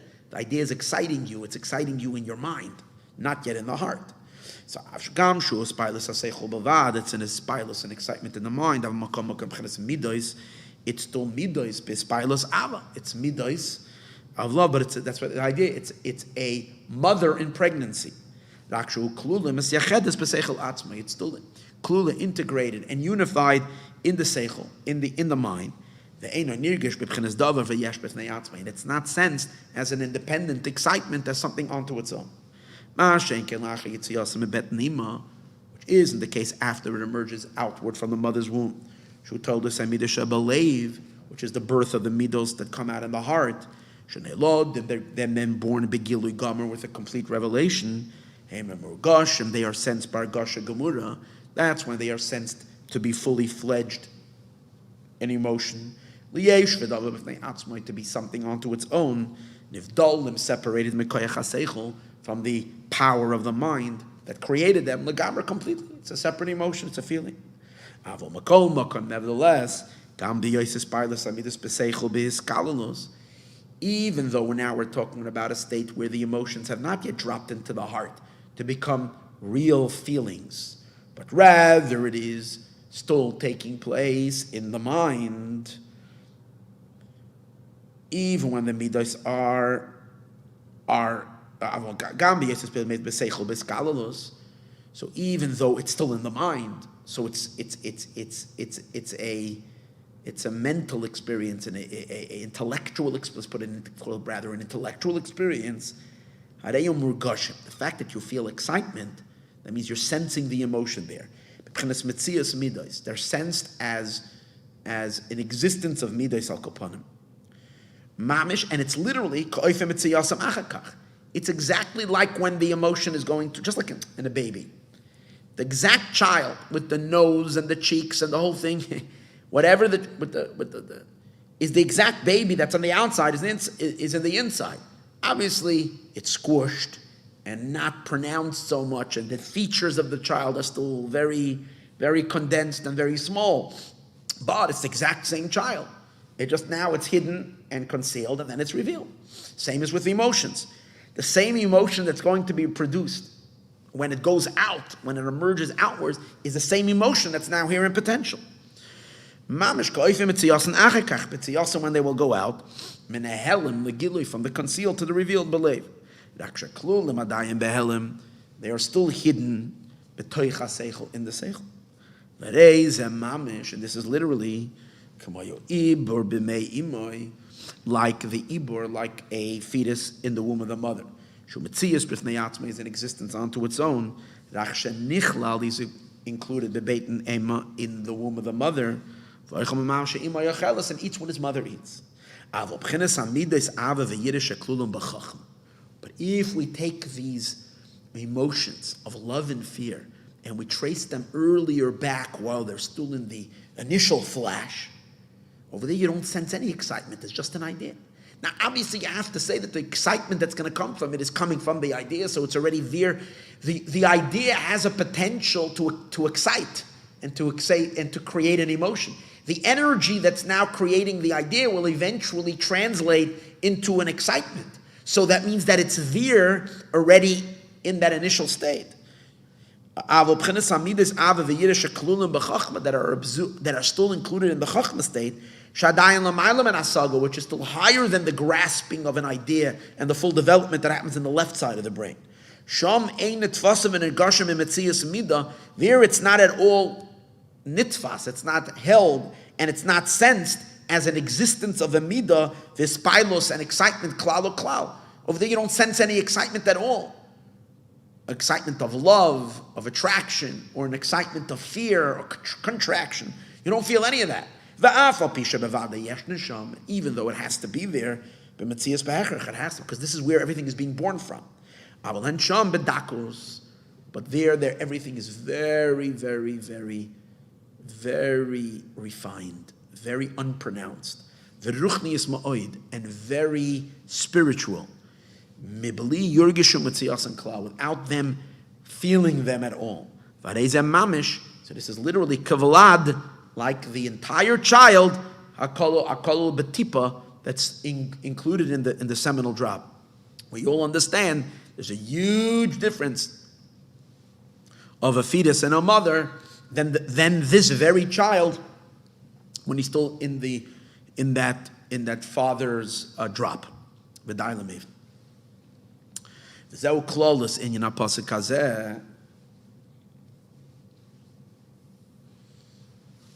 which will, by the way, also understand. For instance, we can understand this that we understand that someone does an abortion. It's a terrible thing. You're killing a child. Some people don't want to recognize that. They want to only recognize you don't exist until you prove your existence outside. While you're still in the mother's womb, you're just not in existence. So you can kill the baby, God forbid. So we know in Torah there is a prohibition against wasting seed, which is a challenge and a difficulty, but there is such a prohibition. And for that, people don't feel like I killed somebody or something. No. It's just nothing. There's no human being. You understand that there is already a human. And quite on the contrary, in the sense that the energy of this human being is much stronger in this state, spiritually. Once it's fixed, it's much less of an energy. In terms of the spiritual energy, when we take that energy and you give it to the klipa, because wasting seed means you're giving it to the klipa. So you're giving them much more than when you're taking the life of a person and murdering it, because that person has now become fixed and limited in a body. Here it's like taking a potential human being with all of the possible potential. It's destroying something in such a primordial potential state that you're destroying the entire potential, everything that can come out of it, not just one of the examples I would give.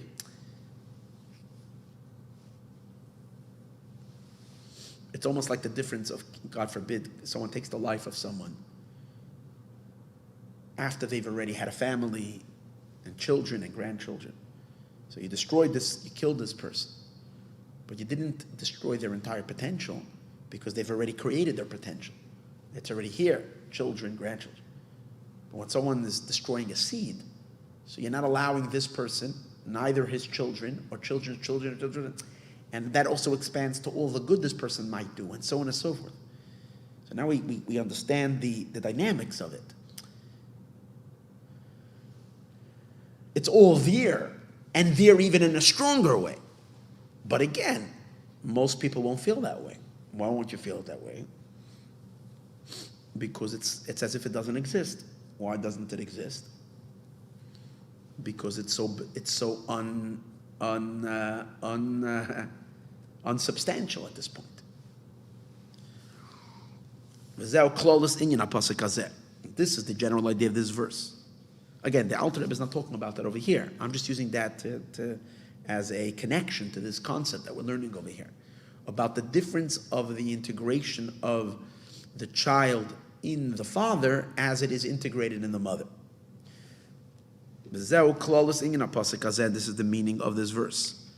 Mei'rosh Tzurm Arenu. From the tops of mountains I see him. So Tzur, he doesn't actually say it over here, but again the Tzemach Tzedek adds this. Tzur, mountain, also means big rocks, like tall mountains that have these tall rock peaks. Now a rock has fire inside of it. Right? You can bang a rock and produce fire. When you ask the existence of the fire while it's in the rock, is it anything other than the rock? Is there fire in a rock? Oh, there are volcanoes where there's literally fire inside the earth. I'm talking about the rock, a rock that has the potential to strike it and produce a fire. It has to be in the obviously it's the friction that causes it, but you're bringing out the power of fire that's in the rock. So you're going to say that all rocks are burning? That inside every rock there is a burning fire? No. It exists not as an existence, and it exists as the rock. All that is a rock. The rock has the fire element as the rock, not as something other than the rock. And that's the existence of the child in the father. It's the father. It's nothing other than the father. But there is a child, because if there is no, because the child's existence is derived from the father, so it's in the father, right? So v'zeu klal l'singin al-pasuk is that Mei'rosh Tzurm. So that's also the emphasis on the word Tzurm. Arenu, I see him. That's the existence of the emotions. Again, we're talking about the 6 emotions of Atzilus, the 6 divine emotions, when they're still in Chachma. Pidish B'chinas Vav, Ketzav is the 6 directions of the Zeir Anpin. K'moishu b'shar she'yarishin, as they find themselves in their first source. B'yiskalalus, while they're still integrated. Oid Ab, in the light of Father, Shenikra Rosh Tzurim, which is called the Father of Rocks. The top of the rocks, Kenis Kaliel. Sham Arenu, over there, I see him. I can identify, I can look well, I see the Bilams, I see him already. No one else sees him, but I see him already over there. What does that mean? Bilti Argasha Negesh Nekeres, without sensing it in a very pronounced way. Klal at all. There's nothing that can even hint to its existence, but I can see him embedded in a very, very, very, very subtle way. It's embedded over there. Arenu, I see him Mei'rosh from the distance. B'chinas tachlis ahelim, at the utmost of concealment, vadakus and subtlety.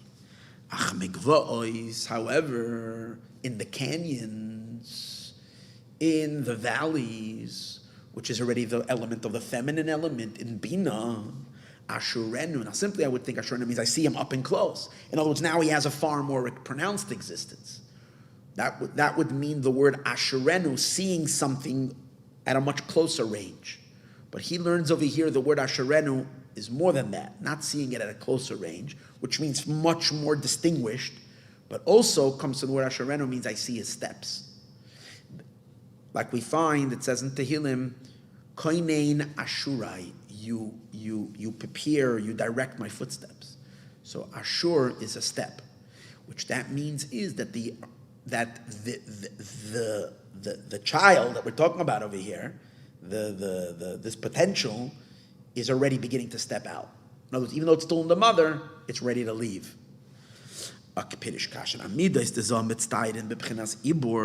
When the midos of the Zeir Anpin are already being formed in a level of pregnancy, goy gimel, or gimel goy gimel, 3 folded in 3, which is the idea of the child and the mother, as we spoke earlier, bebet and ema in the womb of the mother, kenis kaliel, shenekrais gavois, which then it's called gavois, it's called hilltops, or as we said before, I'm sorry, and this in the context of what we're talking about, valleys, sham asherenu, pidish asherenu, maloshem psiyas araglayim, the stepping of the feet. Koinein Ashurai. He establishes my footsteps. Markan is what the Zohar says over here. The Oishet Psiya Labar, stitching out its feet outward. The Inyan, it is known Kiyadua, it is known Sheyesh Beheya. So all of this, he says, let's take a look. If you look at the letter Yud, so the letter Yud which is Chachma. Yud is Chachma. Because Chachma is a seminal drop point. Inside a Yud, in the Yud you see what? You only see the letter Yud. There's nothing but a point. But hidden in the Yud, when you say the word Yud, which means the potential in the Yud is Vav and Dalid. Yud, and then there is Yud, Vav, Dalid, if you spell out the word Yud. What's the Vav? The Vav are the 6 emotions. It's the baby, it's the child. And the Dalid is the girl. The boy is the Vav, the 6 masculine emotions. The girl is Malchus, which is female. So it means in a Yud is hidden, we're going to see later in the Mei'rosh, not only the 6 emotions, not even the Zeir Anpin, but the Malchut as well. The eventual speech that's going to come from the excitement. Because excitement creates speech, which is the expression. That speech that will eventually be spoken is also there in the initial kernel of the idea. It's all there. It's the boy and the girl that are all in potential. But in the writing of the Yud, you don't see it at all. As we said earlier, you need a microscope to be able to perhaps begin to see the possibility of a child in the seminal drop. But in the Hey is already Bina. That the Vav that we're talking about till now, what's the Vav? The Vav is the 6 emotions called Vav, the child, the boy. That Vav that was once hidden in the Yud, unpronounced, now it's actually noticed and it's an entity on its own. It emerges on the parchment. Because when you see a Hey, you have this. What's a Hey? A Hey is really taking the point of the Yud and stretching it this way and stretching it that way, horizontally and vertically. Good. So then a Hey should be just a Dalet. How do you have that other? What's that little leg on the bottom? The little leg on the bottom is the Vav. That's the baby already. In other words, from the Bina, from the woman, from the mother, comes already the Vav. The Hey is a pregnant woman. That's what a Hey is. Because that other Vav over there is already there. So what is in the Yud not seen, even though it's there, in the Hey you can see it already. But when he says, take a look even further. When you look at the bottom of the Hey, at this little leg, the Vav, the bottom protrudes a little bit like a Yud. The Vav, and it has like a big, so it's almost like an upside down Vav. The head is on the bottom, and then there is the line. If you look in the Sefer Torah, you see that it's got a little leg. Now that leg is like the baby, not just a baby, it's like the baby inside the womb, but with its leg already out, saying, hey, I'm coming. I'm emerging. And that's what he's going to explain. The Zohar says it's sticking its foot out. And the idea is, if you look in the first Hey. Now it's interesting that he's talking about the first Hey. It's actually every Hey is spelled this way. Is spelled and shaped this way. But he means conceptually, in the concept of Hey. In our case, since we're talking about talking about Bina, Bina is known as the first Hey of God's name. The Shem Havaya Regel Kotzer, you have a small little leg, Kamoy Vav, like a Vav. However, Oishet Psiya, it sticks its foot out, Kamoy Yud B'Seifai. It has a Yud on the bottom. Who Kamoy Regel HaTaf. That's what the Zohar says. The Zohar says explicitly, like the letter Taf, B'Seifai, in the end, Kazeh. It's interesting, in the Sefer, he gives you a large letter of a Taf.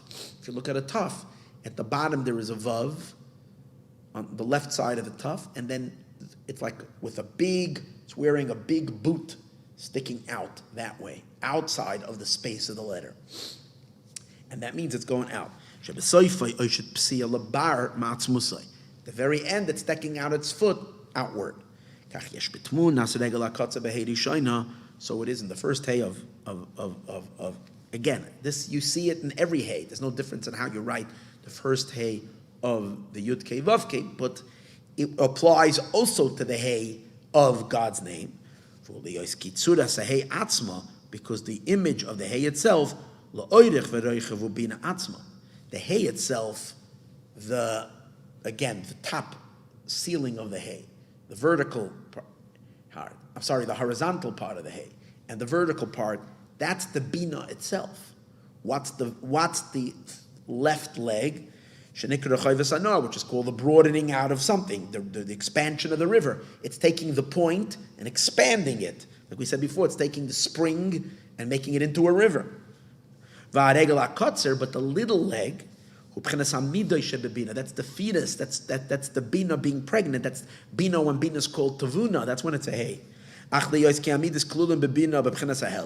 Since the Midot, before she gives birth, before the Bina gives birth to them, they're included in the mother in a concealed state. The Hainu Gimel Goy Gimel, folded up in 3. Kedimyan Avlad, just like the baby, Sharoisha Makupal, its head is folded, Bein Birka, between its knees.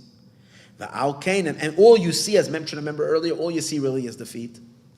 Alkain Oishet Psiya Labar, it's sticking outward. The Hainu Rak Pchenes Psiya Saregel Bavad. It's almost like all you see is the legs of it. We'll soon understand that a little better. The main space occupied by the child is its legs, and everything else is hidden. Because legs we know are in the structure of a human being. The head is Chabad, Chachma Bina Das. The torso and the 2 arms is Chagas, Chesed Gevura Teferes, and the legs is Netzach and Hod, and Yesod is the reproductive element. So it's netzach hod yisod. The only part you see in the child are the two legs. That's what's pronounced. And if they're looking, they can actually tell you if it's going to be a boy and a girl. So the netzach hod yisod element is pronounced. The rest of the child is kind of hidden and folded and not seen. So in the emergence of the child, it's the leg of the child, the netzach hod yisod. We'll understand that a little better later. Megulim, the chabad v'chagas, but the chabad, the intelligence, and think about it. All you know, there is the netzach hod yisod, the legs are more just the lowest part of a person. It's their physical existence, more or less. The higher, sophisticated part, the intelligence or the emotions, all of that is not yet, the person is not functioning. There's no persona yet to this fetus in terms of an intelligence and an emotional side. All there is the existence, its physical shell of a human being, which is mostly related to the legs. That is pronounced. And then when the child is born, that's also mostly pronounced, and slowly the higher parts of the child start to develop and kick in as the kid is getting older. They're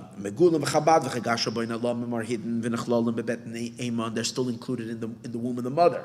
It's not yet given. Once the mother's going to nurse, the mother is going to be giving the legs. It's almost once a baby is born, all that's really there, that's born, that's functioning, are the legs. Even the entire human being that's there is just legs. I don't mean that physically. I mean to say, all you have is the physical dynamics of this child. Then what happens? The mother nurses the child. The nursing is development of the emotional aspect of the child. And then the child gets older. Past the nursing, the parents educate the child. That's bringing in the chabad, the chachma bina das, till it becomes a human being that stands on its own. It's taking the head and opening the head, and taking the emotions and developing that, unfolding the child, which in the mother's womb is folded. The al kein omar. However, again, it's far more pronounced and in existence than when it's in the father. Therefore, and from the mother, Arenu, it is already stepping out. It has a foot going out. However, it is the midos are then coming, they're coming in a revealed state. It's called stepping out. When it's still in the light of the father, over there it's not at all revealed, as we said earlier. And the main reason for this, and the main reason for this is because in Chachma, even though the emotions are there, he says, and a more better understanding of it, even though midas are there, but their substance, the emotions are there, but their substance at that time is not emotions. In other words, the reason why it's not noticed is because it's not an entity for itself. It's not yet emotions. It's not yet an excitement. It's a tnua of emotion. It's a leaning towards an emotion. It's an intellectual leaning towards an emotion, but not an emotion. In Bina, it's already an emotion that's still hidden by the intelligence. In Chachma, it's not an emotion yet. It's a leaning. So why are we saying it's included? Obviously, you have to distinguish between the pure intellect and the emotion of it. It's the leaning of the mind towards an excitement. He says, "They're not in a form of midot. It's still in a state of chachma. For example, when we talk about kindness of chachma, what do we mean? Do we mean an emotion of kindness? No, it's oir seichel.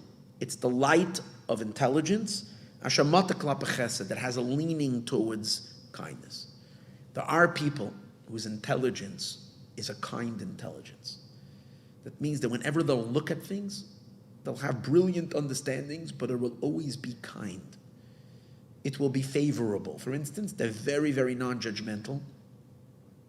And in other words, whenever they're seeing something, they're always seeing the bright side of people. And that's how they perceive, and that's how their understanding of things is. In general, there are people that in every situation, they're always seeing the positive spin of it. So their minds are leaning towards positivity, towards chesed. Then there are people that are very critical. And the way they see something, immediately their intelligence, it's not an emotion. It's just a leaning of their mind to seeing the faults and the shortcomings of things. They have a very sharp eye on what's lacking and what's not good and what's missing. It's needed sometimes, right? Because the people that are very, very positive sometimes, add too much, lean too much positivity into things, and therefore allow for many things to evolve, and they don't work in the end. And the whole system, we're all excited. We invest money in it, and we go ahead with projects and so on and so forth, and they end up doing nothing, and it's a waste of everybody's effort and everything, because there's just too much positivity and no critical thinking. So we need to bring in the critics. You need to always bring in the people who will shoot down every suggestion. I laugh because I'm so not like that. I'm a Kohen, so I always see things, how it's going to work, and it's going to be great, and it's going to be wonderful. There's no critical thinking in my mind at all to see how, no, it's a problem. It's always, to the good. You need both. But again, we're not talking about an emotion. We're not talking about a feeling. Emotion is a different story, how you feel about something. It's not a feeling. It's just initially, the first initial flash of wisdom has already a leaning towards kindness or towards gore. So it's not an excitement. In Bina, once you process the idea, and then your mind gets excited about it, about the positivity of it, or about the criticism of it, it's causing already an upsetness in the mind. You're not yet enraged, you're not yet angry. You'll let it linger for a while, it will descend, and it will be born, and it will become a real madness and a real anger and a real frustration. Yes, it will. But at this point, it's not there yet. It's just a criticism. It's an excitement already. In Bina, it's already an excitement. It's an emotion. It's an emotion that's still embedded in the intellect, like a baby that's in the mother. But in the Chachma stage, it's not an emotion yet. It's just a leaning, as he says. Kinyan Beis Hillel, for example, like the house of Hillel, they always saw things in a lenient way. Matirin, they used to always, most of the time, permit because they had kind minds. Beishamai had a more critical mind setting.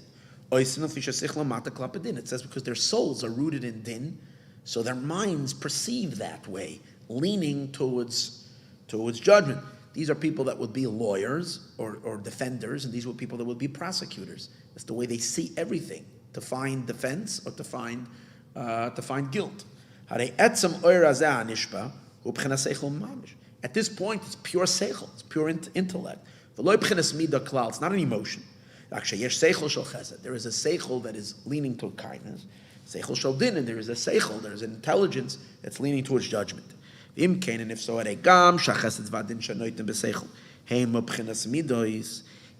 though chesed and din, that the intellect is leaning, is midos, is emotions, because intellect is not at all, is purely an idea. It's not at all, you say, kind or critical. But it's again,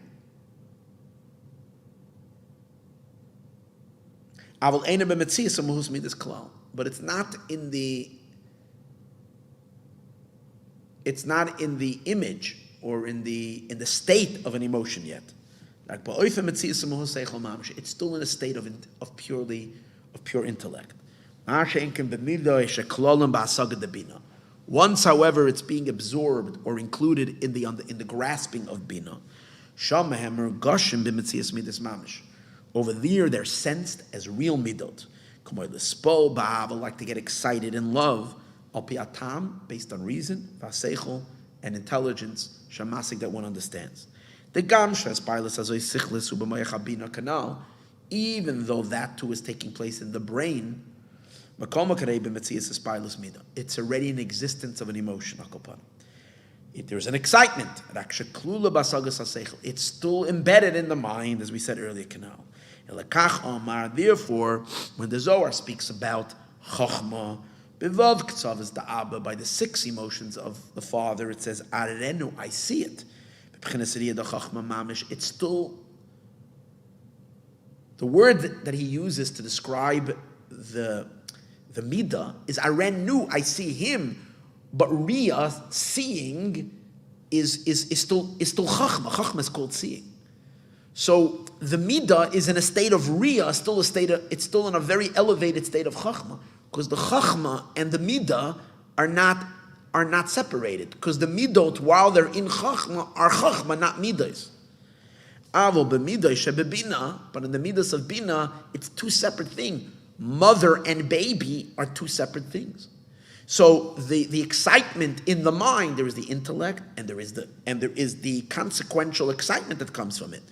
Amar Ashirenu, I behold him, but Ashirenu also means stepping out. Because there is something already outside. Because they exist as an existence on their own. They're still absorbed in the bina like a baby within the mother. With all of this, with all of this, we'll understand what the Zohar is saying. From the tops of mountains I see him. This is literally the image and the form of the Father. Pidish, Pchinas Vav Ktsavis Ta'aba. These are the midos as they are in Chachma. Nikra, this is called Tziyuda v'deyukna davua. This is called the image and the form of the Father. Just like the child, Shakalo Batzir Avlad, just like the seminal drop that has within it the included in it the whole shape of the form of the fetus canal. And the power that gives birth is, in other words, who you are and what you are, that's who your children are going to be. So the child is still included in the father. He gives birth, bidemusai, in his image, kitsalmai, bitzalmai, in his form. So you're replicating yourself. That's why it's called the image of the Father. What does it mean, marked in him literally? If someone forms a form, when a person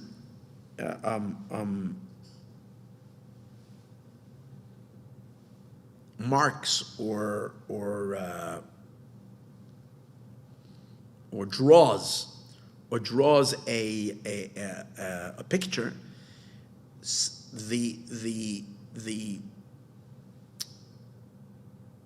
artist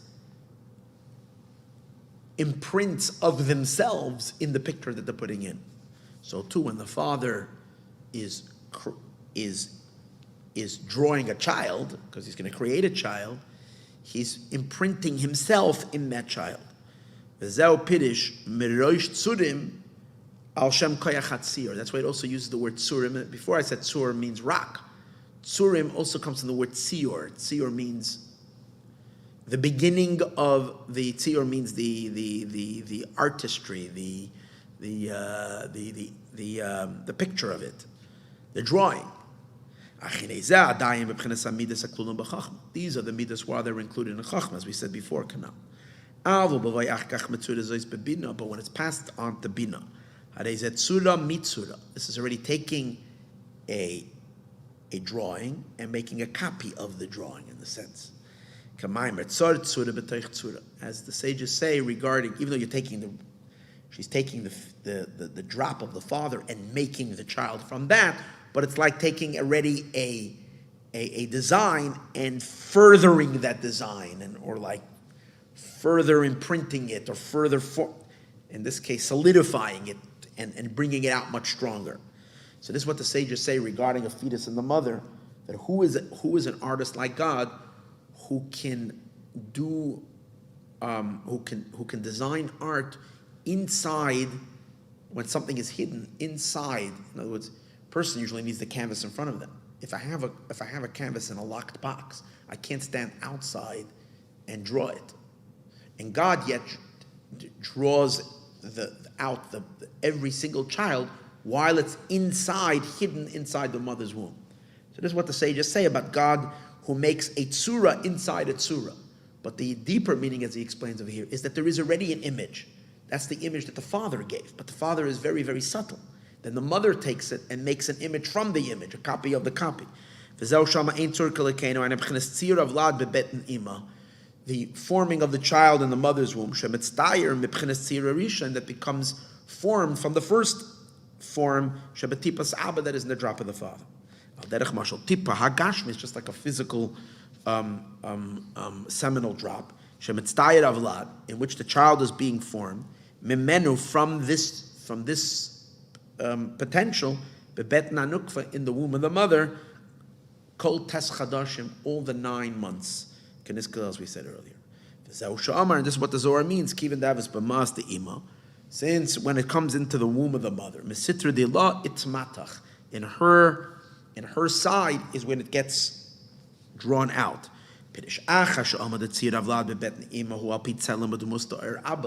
After he says that the forming of the child in the womb of the mother is based on the form of the light of the Father, because the power of the one who's giving birth is similar to him, as we said earlier.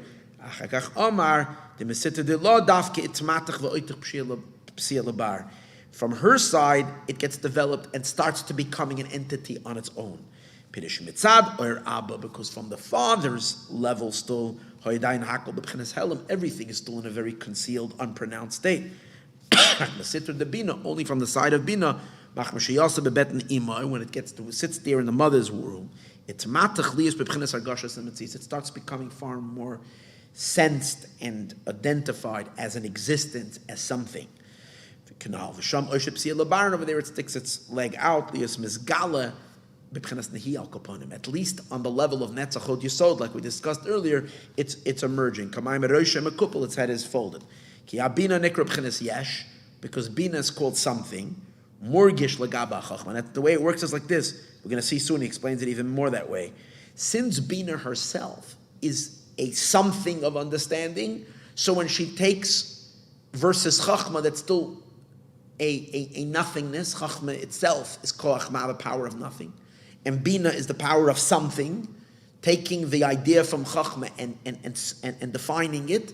So the same is also with the process of excitement, the emotional energy that passes from through the mental faculties also has the same extinction.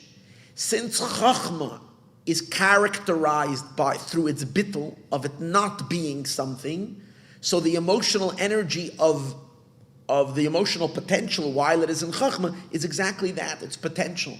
And it's still nothing, which means it's nothing separated than the Father, than the energy itself. It's lost in it. It's one with it. But when it goes into mother, where mother herself is something of an existence, of a self-awareness, of an existence with the self. So what it does to the emotions to the baby, is it also gives it its independent existence. Because Bina is always the one that adds somethingness to everything, to the nothingness. That's the feminine element of form and specification and vessel and container and so on and so forth.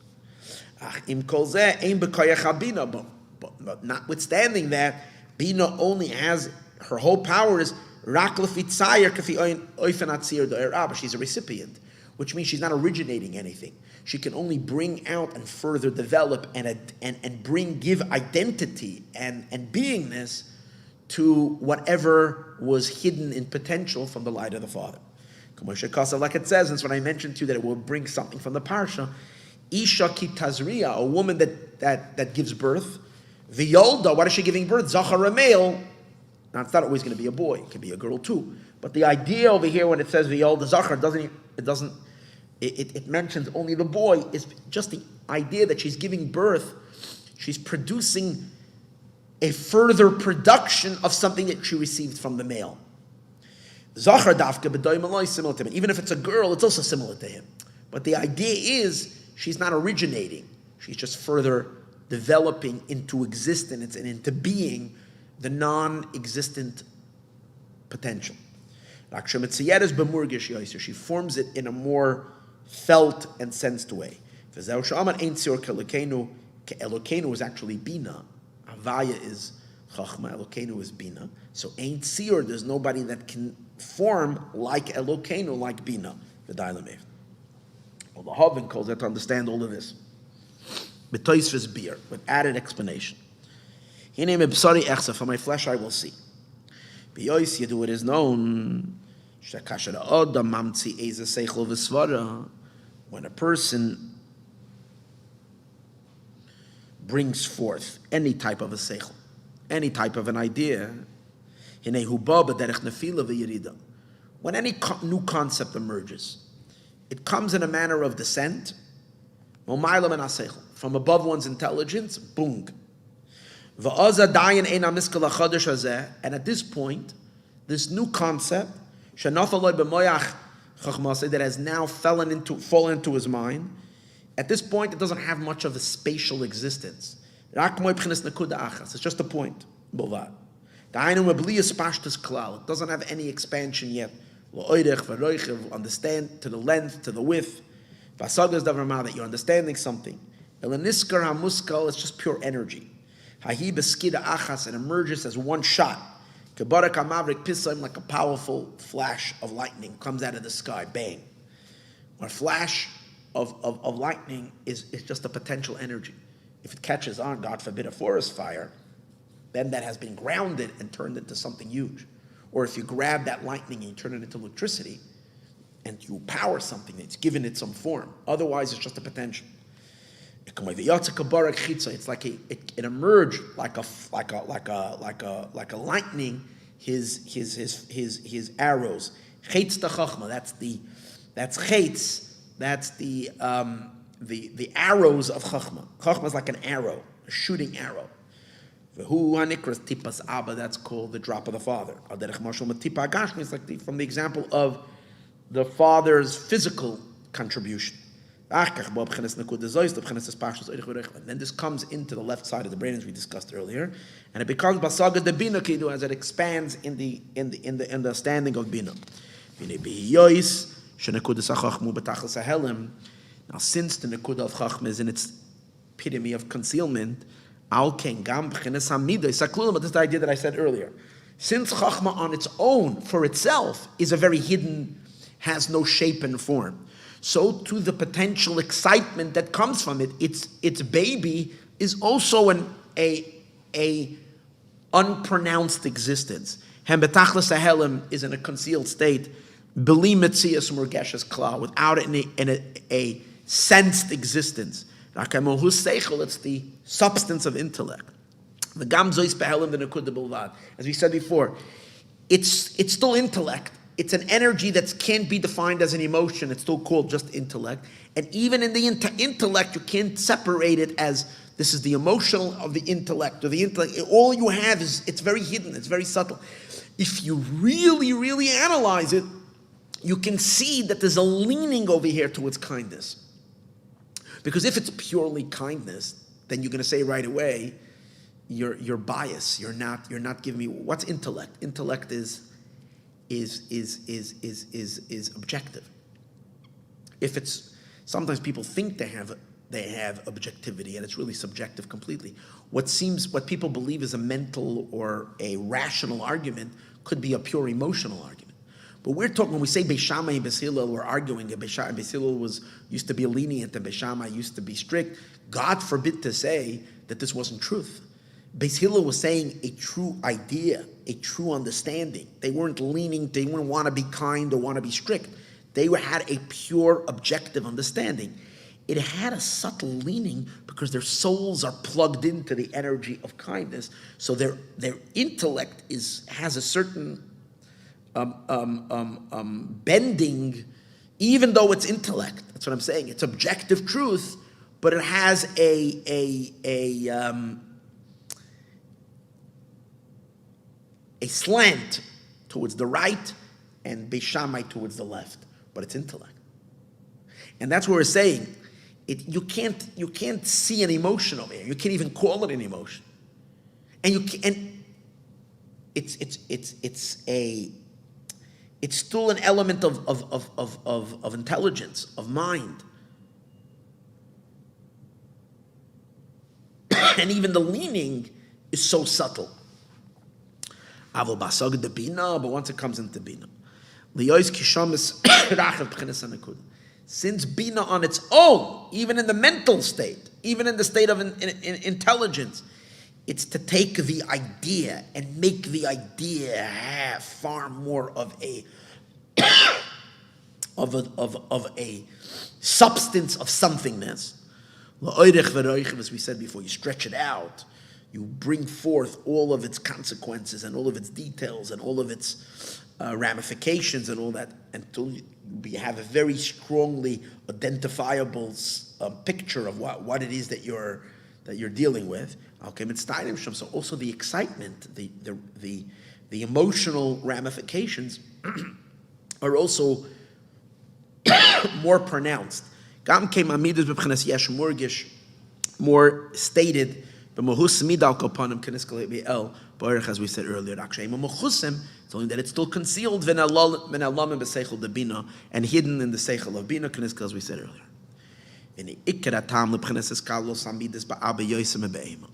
The main reason for the integration of the midos in Abba, in Chachma, more than in Bina, he's going to add another dimension to it. So again, first he said, his first explanation that we had discussed the whole time is just he laid it out that that's the way it is. He didn't really give much reason for it, but he said that's the way it is. Now he gave already an explanation to it because Chachma itself and Bina themselves, what they are for themselves, that's how they influence their children. Since in Chachma there's no self-awareness, and in Bina is all about self-awareness, that's why in its emotional potential, it's also that way. The emotions that are there are lost and unidentifiable, and in Bina it is identified. It is very strongly identified. Now he's going to add another element of understanding and the primary reason why that is that way. Hine Yuvan Bahagdim will be understood first by prefacing something else, and that is how the parents influence their children after they're born.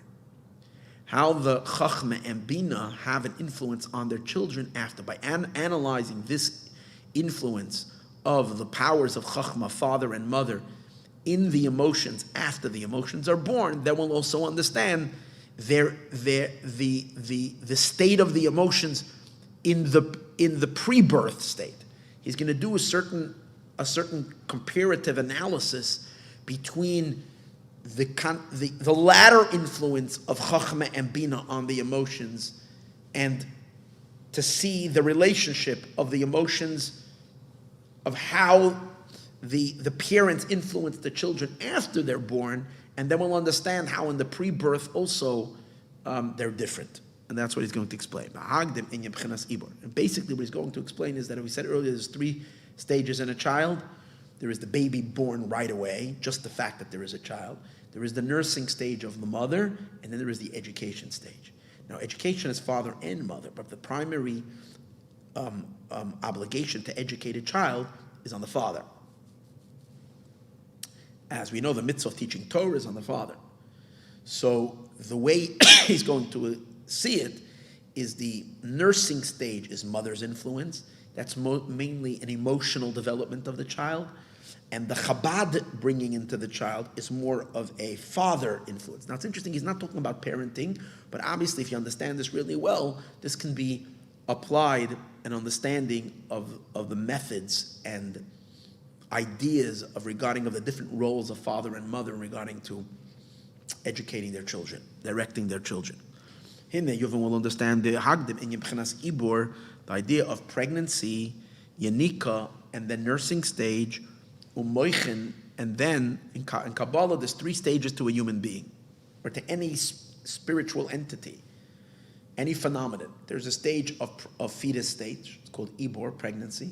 There's a state of nursing, and then there is a state of maturity called Mochin. And he explains what's the difference. When the midas are in a fetal state, pregnant in the womb of the mother. As we said earlier, Hamrak Gimel Kalul Goy Gimel. They're just folded up like a fetus. And he's going to explain what that means in an emotional, psychological state. It's like a child that has its head between its legs. The head is the Chochma bin Adas, the intellectual faculties. It's there, but it's concealed bein birkov, between its knees, which are the Netzach Hod Yesod, so that what's mainly pronounced is only the legs.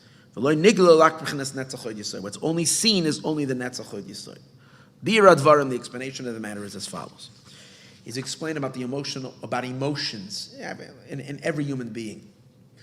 There is natural emotions that you're born with. It has to do with the characteristics, the personality traits, the characteristics of a human being, of their emotional structure.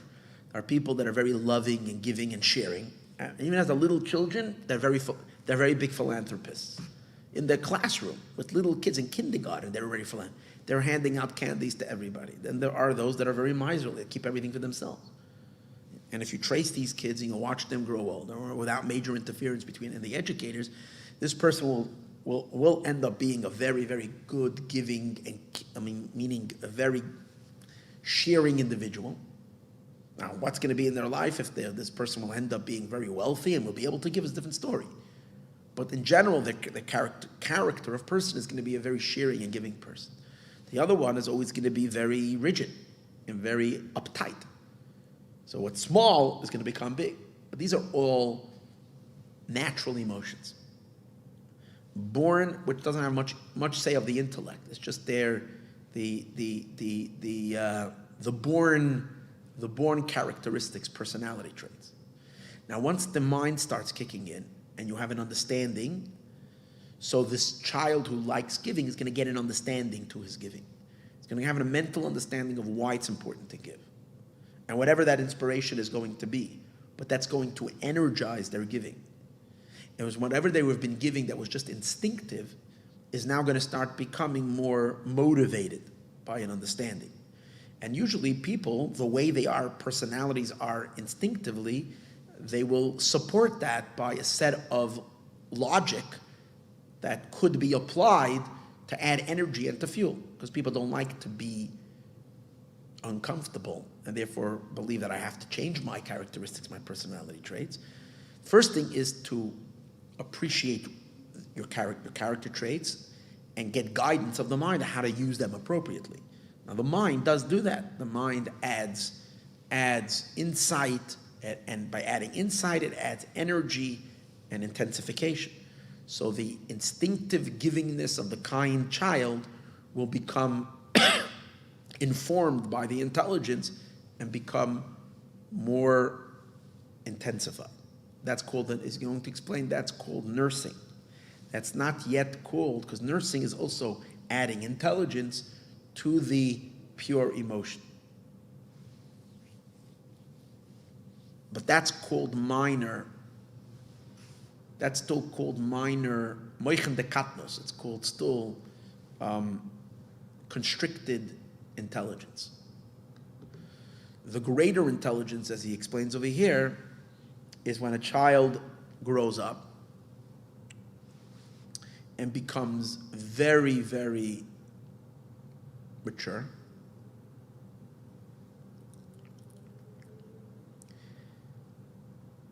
And develops their thinking and their philosophy to life.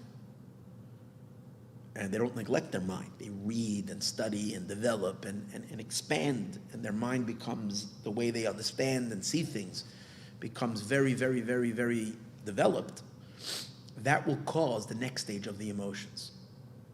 And that is that the emotions will become very sophisticated emotions. To the point that the emotions become intelligent emotions, not just fed by intelligence, but intelligent emotions, to the point that the emotions will almost cease to be emotions. They will start just becoming, there'll be an excitement, of course, they're emotions, but they have become so overwhelmed by the mind that they will become so, I don't know what would be the right word, They become so intensely governed by the intellect that it almost becomes just an intelligence. It becomes an intelligence of giving. See, and I think you can see it a lot in today's days philanthropy, in that you have these super mega philanthropists that give huge amount of money, but they're very, very, it's not just throwing money in every direction. There are people like that. They'll throw anywhere, anybody, any cause, anything that touches their heart. They're very discriminative in their giving. In other words, they want very much to make the most of what they're giving. They want what they're giving to go to something that they can see. It's not just splashing money all over because they like to give. It's very targeted giving. It's geared, and that's because the intellect has really absorbed the emotion into the intellect, or impacted the emotion, expanded the emotion out of its natural, taken it therefore completely out of its natural instinctive state, or even out of its educated, an emotion that is being enriched by the intelligence, but it has lifted the emotion up into the intelligence. And that's really where we would like to get all of our emotions up to. Then the emotions don't get hijacked and polluted and darkened or whatever, because they have very strong control of the mind. And obviously we're talking about good people who want to do the right things with their emotions.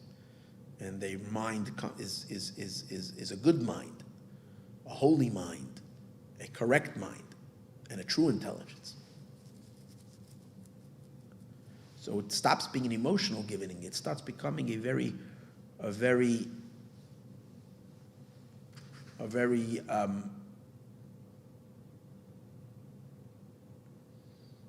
I don't want to say logical, but okay. Let's read inside. The natural midos. Betchilas told us at the beginning of its birth, bebeten in the mother nikram bechinas nehi. They're called netzachod yisoid. He's using the psychological experience of an emotional birth,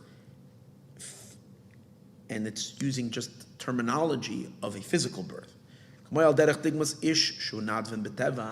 Just like a person who naturally is inclined to philanthropy, the giving, the kindness of his heart, nidbaboy, is already etched in him.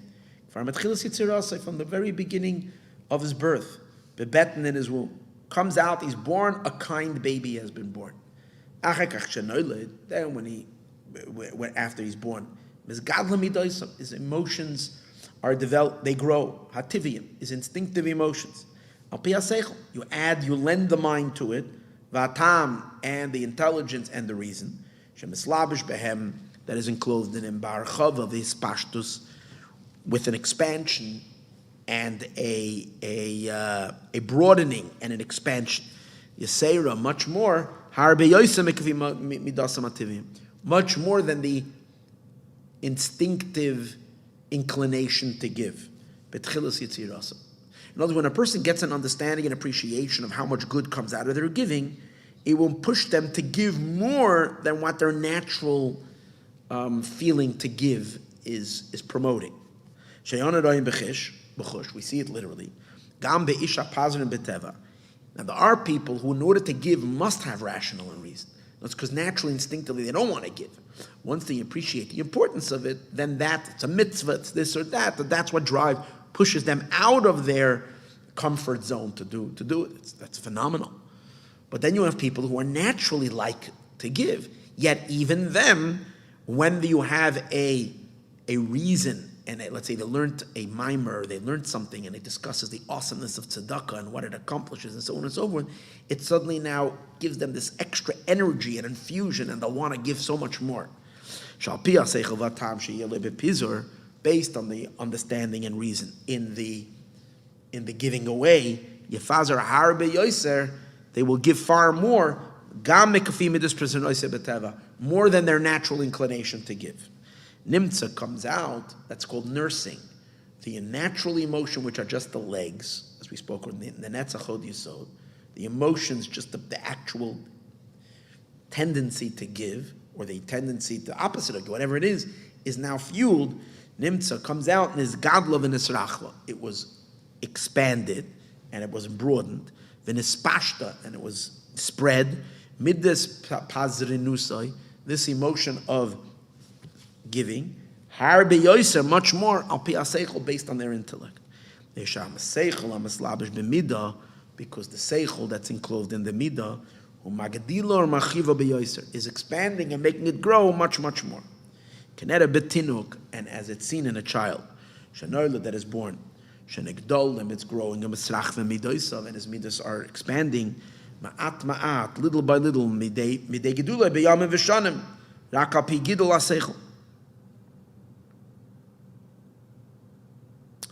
you see that a child's emotions develop and grow as he's getting older, days and years, and it's all based on his development of his mind.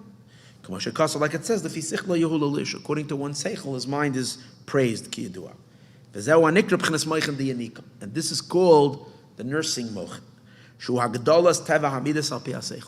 This is the nature of the midos are now being infused based on the intelligence. However, this is still called small mochen. Why? It's not considered expansive mochen.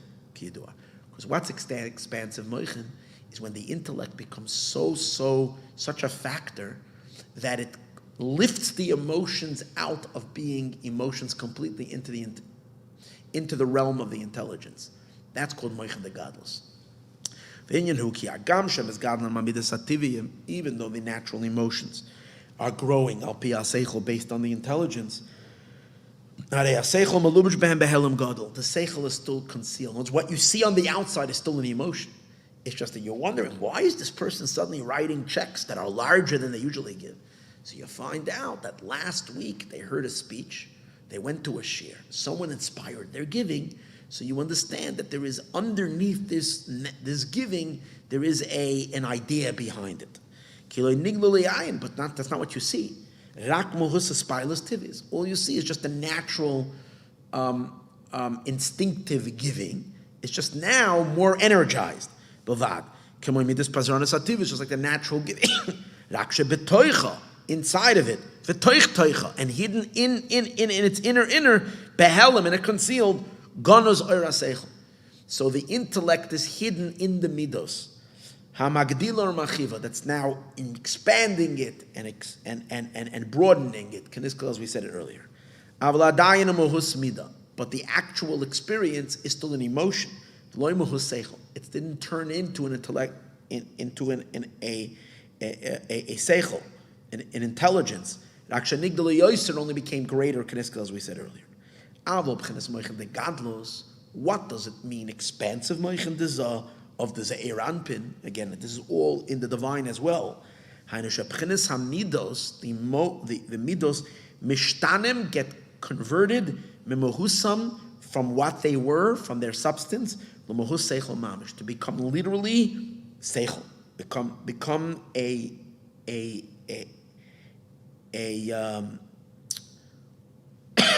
an element of reason. Because the reason becomes so revealed in them, so dominating in them, because it's completely revealed. So powerful is it that the intellect prevails, and completely runs and rules the emotions. And you don't feel in this person that any of their giving is just instinctive and natural. You see that there is a great understanding and a great conviction of the mind that is completely dominating their giving. The natural, now obviously, if you really dissect it psychologically, you'll find underneath all this reason, there is just the fact that they're a good person, they like helping people, instinctively. But now the instinctive giving is camouflage. It's not even camouflage. is so covered up by so much intelligence conviction that what you notice is the intelligence, and you have to find the instinctive motivation that's beneath it. It's there, but it's almost not pronounced because it's overwhelmed by their rich thinking. It's like love and fear that is intellectual, like it's in the brain. But it's different than before. Before we spoke about emotions that are still in their beginning, they've never emerged yet. They were never born. You never felt it as an emotion. So we're talking earlier about the pre-birth. Now we're talking the opposite. After emotions are born already, and they existed for a while, and they're there for many years, but now they're being influenced more by the mind, more and more and more towards the fact that they're upgraded and upgraded and upgraded until they're elevated back into the intellect. But now it's a whole different story. It's an emotion, not a potential emotion in the mind. Shenimtza comes out is galus moichen de gadlus, through the revelation of this moichen de gadlus, of this incredible infusion of expansive intellect and connection between one's intelligence and one's emotional sphere. Nishtana mohus hamida, the emotion has been changed l'mohus seichel, to become an element of intelligence. Va'az kol mida kol me'eser, and then the emotions. First of all, that's what, by the way, this whole concept we're learning right now is the idea of Sfiras HaOmer. We're counting the Omers, we're counting our emotions, we're infusing the light of the intellect. That's what it means when we say Hayom Yom, today is the night, today is the day, the third day, the fourth day, the fifth day, whichever day it is, to the Omer, to the natural emotion. Why?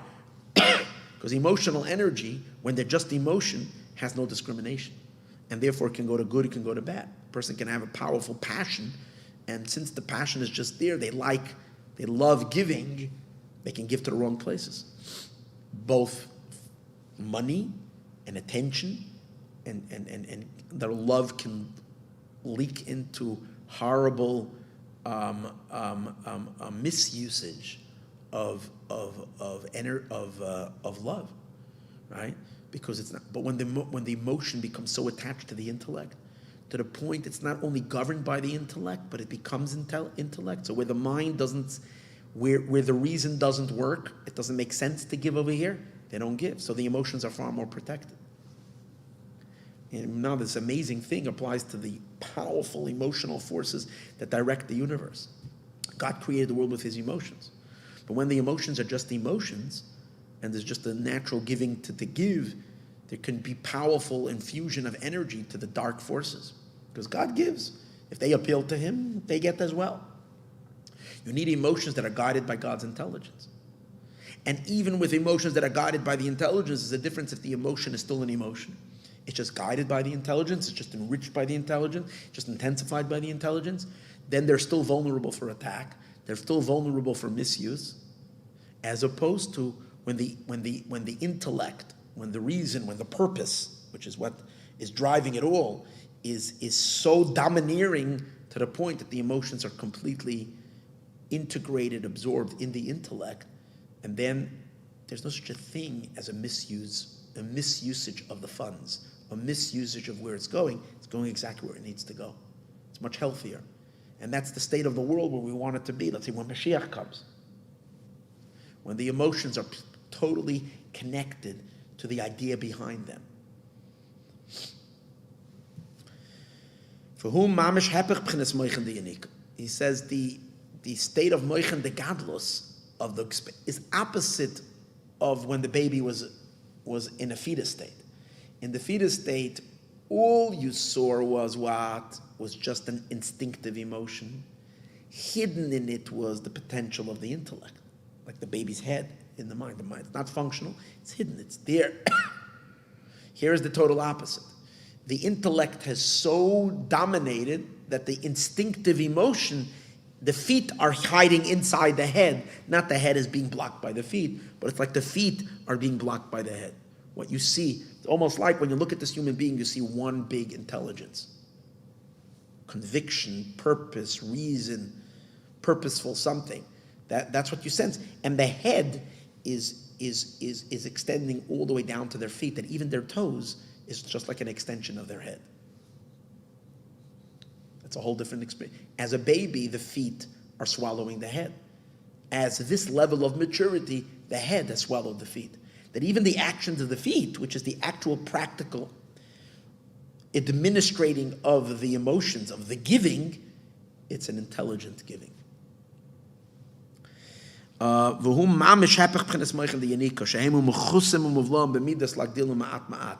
there, the intellect is hidden. Oh, I'm sorry. I made a mistake. It's not opposite of the state of a fetus. He's saying it's opposite of the secondary state, the state of nursing, the state of nursing. Because in the state of a fetus, you have no influence of the intellect at all. So that's why you're comparing it. We're talking about two stages of intellectual influence on the emotions. The preliminary stage, the earlier stage, is you have the emotion, and the emotion is basically an emotion. It's just underneath it is a intellectual motivation, a logic that drives it, that infuses it. So what's on the outside is the emotion. What's in the inside is the intelligence, and the intelligence is here to support the emotion, and the emotion is the ikar. Opposite is in mochen de gadlos, an expansive mochen. It's what's seen and what's visible is purely the intelligence, and underneath it and embedded and hidden in it is an emotional drive. The midos are hidden inside the mochen until they have become elevated into seichel. This is the main difference between the nursing state and the mochen de gadlos and the mature state. So once we understand this, now we'll understand the nursing state is a bina influence. Because the mother nurses, bina is the mother. The mochen de gadlos who educates, a father, as we said earlier. So chachma energy has the ability to completely lift the midos up to stop being midos. So if you stop right over here, you can see one thing. What does chachma do to the midos? They swallow the midos into chachma, and the midos are not noticed. What's noticed is just the reason, the intelligence. What does bina do to the bina is a support of the children. The children remain children. They remain separate entities. She supports them. It's not about she absorbing them. She supports them in who they are. Empowering them, giving them more strength, but it's still them. So just like you see after birth, the difference between the influence of father onto child and mother on child, in the sense that how the bina influences, the nursing influences, and the maturing element of father influences. So the same is also in the pre-birth, in the way the child is still being developed in its initial emergence. Same idea. Chachma cancels the midos in it. So all you have is the chachma, you don't even see the midos. Just like later, when chachma will be drawn in the midos after the midos are born, it will overtake the midos. It will bring the midos to a state of humility, almost to non-existence. Bina,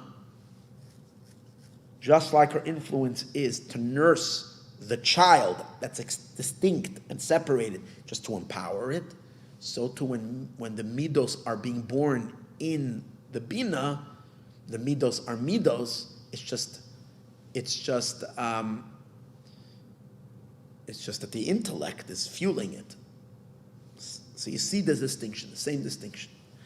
But now he says, first let's understand how this applies also to divine emotions. There are different stages in God's emotions. In the time of exile, he says, it's like there's no intellect at all. It's just the pure emotions. And that's why the world seems to be so chaotic. The world seems to be, obviously we understand this is all visible to us. I mean, it's not the way it is in truth. God is running everything and directing everything. But in appearance and the way it looks like is that there is a certain defect in God's emotions because he's supporting all the bad guys and the good guys not. It's because the emotions are not being informed by the intelligence. And it's a real condition. It's not like it doesn't exist. It exists this way. Because this fetus, these emotions are still in the fetus state, where all you have is the emotion not fed by the intelligence. But then there is the birth state. That's geula. That's why when there's no exile, but it's not Shabbos. It's just a regular day. Then the emotions are nursing from their mother, and therefore these emotions are formed by the intelligence, and they're far more appropriate emotions because the intellect is giving them some guidance of how to operate. But it's still an emotion. Then there is Shabbos and Yom Tov, when there is a powerful infusion of Moichen de Gadlus, intellectual energy, into the supernal midot, that the midos are elevated into the mochen. And then there's no klippa, as we know. On Shabbos, there is no chitzonim. The forces of darkness are completely shut down. The flow of energy is only to holiness, because everything is absorbed in a pure, purposeful existence of the intelligence, and not as emotions existing outside. The kols are moving lamaskal lamayla b'bchinas midas dezad atzilus, in the midas of the zeir ampin of atzilus. Sheyesham b'chinas moichen de katnus, there is a state of narrow mochen, anikra mochen de yanika, which are called mochen of nursing. That's what it is, generally the state of the weekday. Bevav yemei amais, which is the 6 days of creation. Shamidas mizgadlim al pi haseichel. The midas are guided by the intellect. The ava, which is abba ve'ima, father and mother. The atzilus of atzilus shemalubish ben behelim, that is enclosed in them in a concealed way. Well, the matam is that, but even in a lower state, that's not bad, but even in a lower state, hupchinas ibor, is the state of exile, which is the state of ibor. Kamay bagalus, like in the state of exile. Shenikra shina, which is called sleeping. Just like a human being, when they're sleeping, their emotions, that's why their dreams are not influenced by their intellect. So the emotions run rampage in all directions, where you have the most kookiest, excitements in a person's dream, to the weirdest things, because the intellect is not connecting to the emotions. And that's why the whole exile is called like God is asleep. The midos of atzilus are betachlis hakatnus, are in the most immature possible state. Goy gimel. Just like the instinctive emotions. It's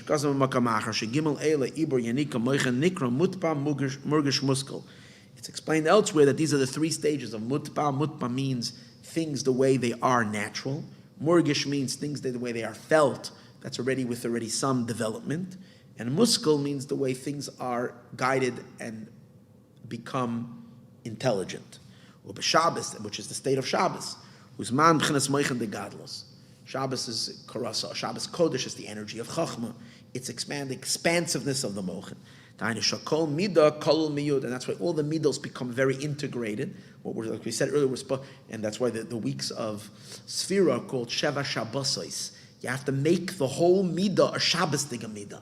Shabbos, the emotions are all integrated one with each other because they're guided by the intellect, and it's just this raw emotions that flare up, whichever it is. They all are perfectly cohesively balanced because there is the purposefulness of the mind that completely has them all in check. Because the intellect of every midah comes in a full-fledged emergence, and it overpowers over the emotion, over the conscious midah, until the midah becomes absorbed in the mind, as we said earlier. Then it's called kodesh. And that's dafka when the lights of chachma are meir bevav ktzavis ampin, are illuminating in the 6 ktzavis of the zeir ampin, like it says, ma shemoi u'ma shem benoi. This idea that chachma can illuminate in the midos and therefore lift up the midos to a whole different level is expressed in the pasuk in Mishlei, where it says, Ma shemoi, Ma is his name, Uma Shem Benoi, and Ma is the name of his son. I'll first tell you the Kabbalistic meaning of it, and then I'll tell you the regular meaning of it. The Kabbalistic meaning is, Ma is his name. That's Chachma itself, is him. He's called Ma, we spoke earlier, Koach Ma. And Ma Shem Benoi and Ma'af, which means is also the name of his son. That means how Chachma influences the Midos. That the Chachma can bring the Ma, the Bittul, into the Midos. To take the Midos out of what it naturally is inclined to, and to give it Bittul and purposefulness, which is related to the power of Chachma, as opposed to it's just feel good kind of feeling. That's the idea of the Ma of Chachma translates into the son, which is the 6 emotions. That is that's the Kabbalistic meaning. I always see that. I think I once looked it up, but today I looked it up again. It's a pasuk in Mishlei. And over there it's talking about Moshe Rabbeinu. And Shlomo Melech is saying, King Solomon is saying, like, how is it that we don't always trust the Torah? Or we don't follow the guidance of the Torah? Because we think we're smarter. We think that this mitzvah, So he goes through over there in the pasuk saying, who has done this, and who has done this, and who can compare to this superhuman being Moshe Rabbeinu, who has established the earth as, meaning because he established the Mishkan is giving formation to all of existence, who has taken out, it goes through the incredible resume of Moshe. And then it says, do you know anybody else who can even compete to that? So if you know that Moshe is beyond, how is it that you don't dread violating this superhuman being's mind, who gave us clear instructions to think we're smarter? So the Zohar, the pasuk continues, and the Zohar says, after he's done this, has done this, and this, do you know anybody else who could do that? If yes, Ma Shemo, what's his name? Uma Shem Benoi, what's the name of his son? In other words, give me the family lineage of this superhuman being. Who's that family descendants of this somebody who can compare to Moshe? That's what it says in the pasuk. Chassidus takes this phrase, Ma Shemoyu, Ma Shem Beno, not as a question. So tell me, do you know someone like this? What's his name? What's his son's name? Just rather as a statement. Ma is his name, and Ma is his son's name, referring to the 2 attributes of Chachma and the 6 spheros of Atzilus, and saying that Ma of the Bittul of Chachma carries over into Shem Benoi, into his son, which is in Atzilus. But Al Kapanim, this is the level where it is on Shabbos, where the powerful infusion of the lights of Chachma are illuminating into the Midas. The Gam B'Zah Meir B'chinas Ma the Chachma, that even in the Zeir Anpin, the Chachma is felt. One Ekra B'chinas Moichen, the Gadlus, this is called the expansive Moichen. The Aina Gedulas, the Oir Abba, the greatness of the lights of Father, Ki Yidu as it is known, the Daila Mev. And after this introduction, Yuvin Gam came B'chinas Eskalos Amidus B'Oir Abba. Once we understand the influence of how Chachma has on the Midah, that it changes the Midah, and Bina has on the Midas, that it doesn't change it, it just supports it. Based on this, we'll also understand when they're still in a preconceived, in the birthing stages, where the father includes the child, is very different than the way the mother includes the child. Canal. The mother cradles the child, the father swallows the child. As explained earlier, and for our discussion right now, the swallowing of the child is much higher, because it's keeping the child on a much higher level. That's the idea.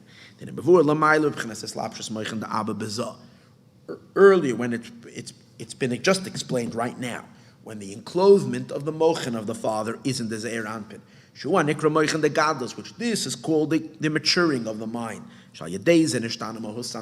Through this, the substance of the midah is turned.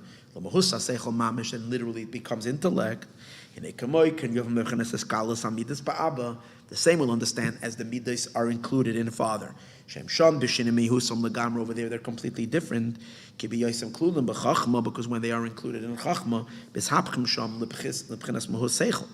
in Chachma, they become intelligence. Like we said earlier in Chesed of Chachma. When we spoke earlier, all the way in the beginning, when we spoke about the difference between the midos in Chachma, is that we said it's not that there is a midah there, it's an excitement. It's just a mind, it's an intelligence leaning towards kindness. It's a pure power of intelligence, of intellect. It's not an emotion. The main thing is the power of chachma. And the midas that are included in it is also chachma. Just like later, after they're born, they're also changed to a more intellectual state, through the islapshus of mochen da abba in them, as we said earlier.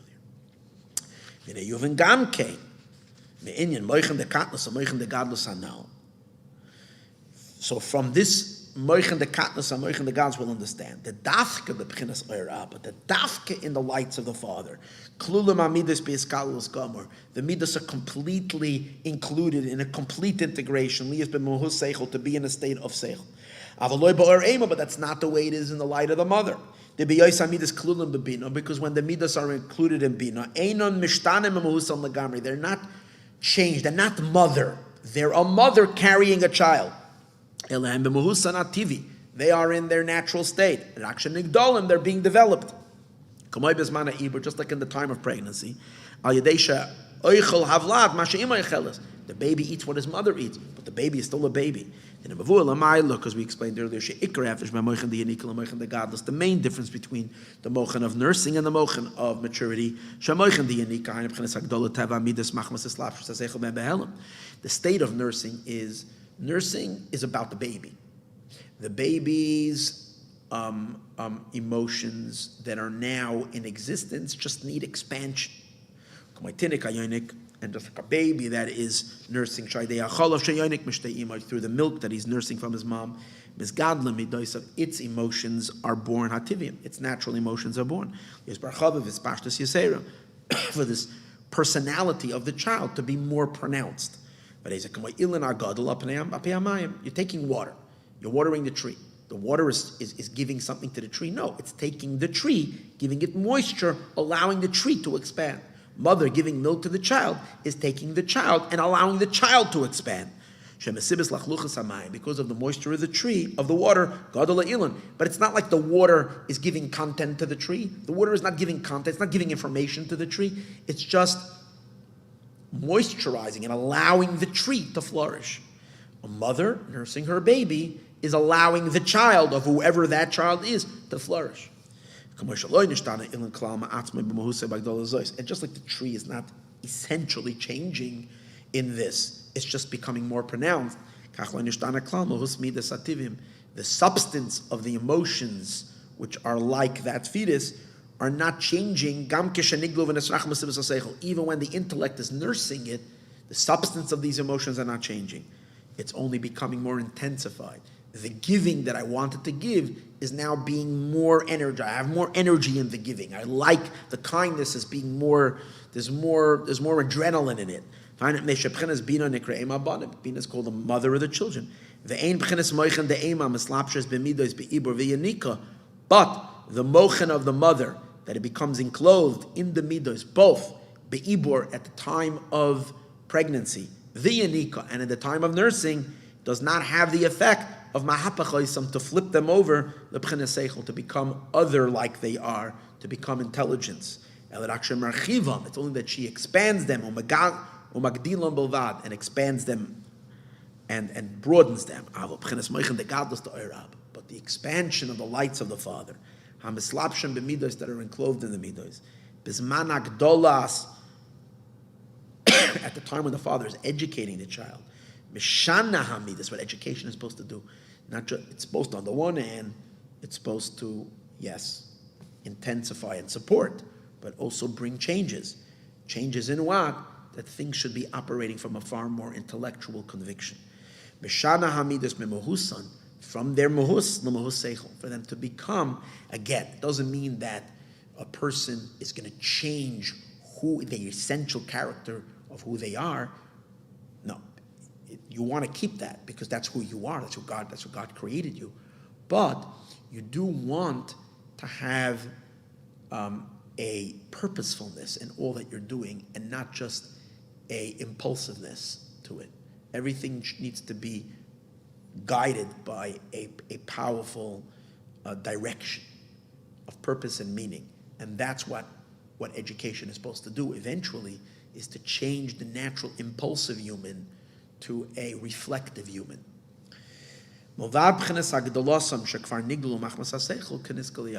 In addition to what they've already been expanded, now to uplift the emotions to a far more.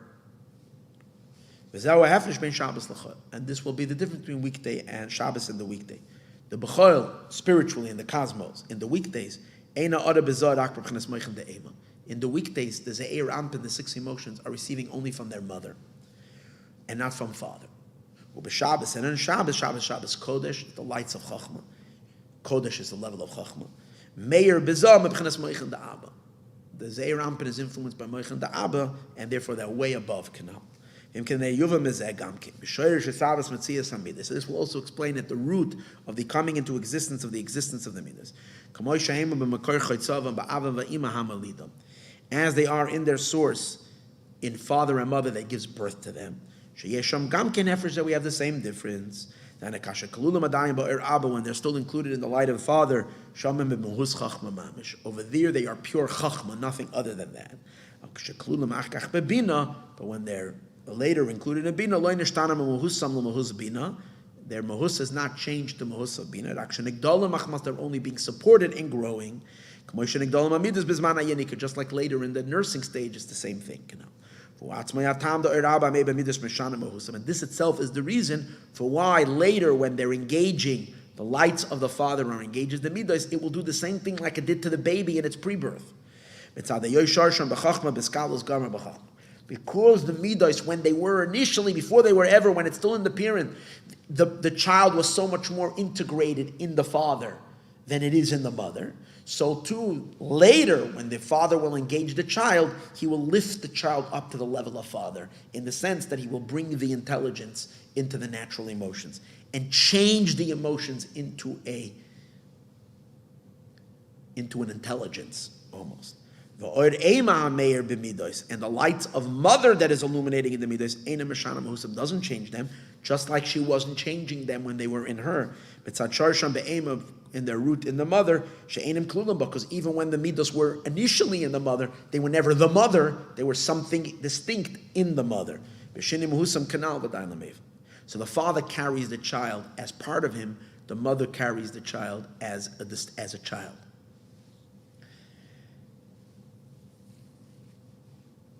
And that's why mothers are far, in the literal sense, far more supportive in you being who you are. You need that mother affection to support your existence. Father will demand change.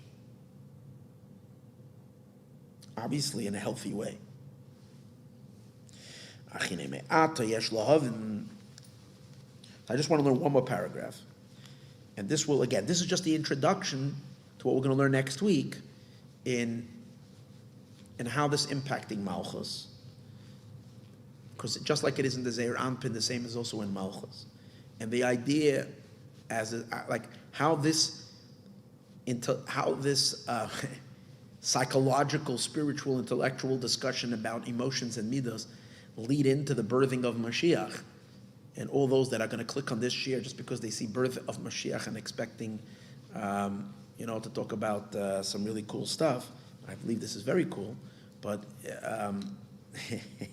not that you're disappointed, but I'm just saying this is a segue, which, by the way, teaches a lot, because when we read things Kabbalistically and people think they can, Biurei and make whole stories of it, you realize if you don't have a fundamental, deep understanding of the abstraction of these ideas, and then you just take certain ideas and you apply them, it generally is just absolute misunderstanding. Because now you're getting to see that there are some very fundamental, deep understandings that no one would ever pull out of the Zohar. You just learn the next piece and speak about Moshiach dying and so on and so on, and not realizing that we're dealing with very powerful, abstract, mystical ideas that need to be understood thoroughly, and how this applies and what does this mean. We're going to get to that. I just want to learn one more paragraph because I plan on learning this week and next, and like this, we're going to do this quickly. The only difference we need to understand now is if we're saying that in the pre-birthing state, the midas are included in father. They're included in a way that it's just the intellect, and the midas are there in an inclusion state. Then later, after the child is born, from the father's perspective, The midos are born, then the father catches up with the child and lifts the child up to the father's level. That means that the emotions become intellectual. When I'm saying father and child, I'm not talking about two distinct human beings. I'm talking about the psychological father and child, the emotional birth of a person's emotion versus the power of chachma that's in it. So the chachma is supposed to educate the midah after the midah was born already and elevate it. So what's the difference then? And when it turns it into an intelligence, the Alter Rebbe wants to know what's the difference between an unborn midah included in the father or a born midah after the father descended into the child. And he's going to explain the subtleties of the difference. It's a difference. Between the midos when they're still in other words, the pre-birth state. And then the father's influence in the midos after the midos are born already. Isn't it true that in both of them, the midos are changed according to the way the mochin of the father is? So what's the difference? The idea will be understood. We need to understand the difference between integration and enclothement. Integration means one thing is integrated and reabsorbed in a higher thing, like Nadav and Avihu's neshama this week, they're reabsorbed in God. His lapshus would be, let me give it just a simple thing. He doesn't say it, but I'm saying my own thing, but I think this will give an understanding. We know Nadav and Avihu had powerful desire to cleave to God, and their souls became like absorbed in God. So now they don't exist anymore. They were integrated and absorbed, and now they're just absorbed in Hashem. Then there's another thing. God, the Shekhinah speaks through the mouth of Moshe. When Moshe is speaking, he's one with God. He's not speaking his own. But what does that mean? It means God is entering into Moshe, not Moshe is entering into God. The Eibishter is Moshe is hollowing himself out, and God is coming through him. So it's coming through Moshe, and there's an distinct existence of Moshe. It's just that we realize that when Moshe is speaking, it's not his own, it's Hashem coming through him.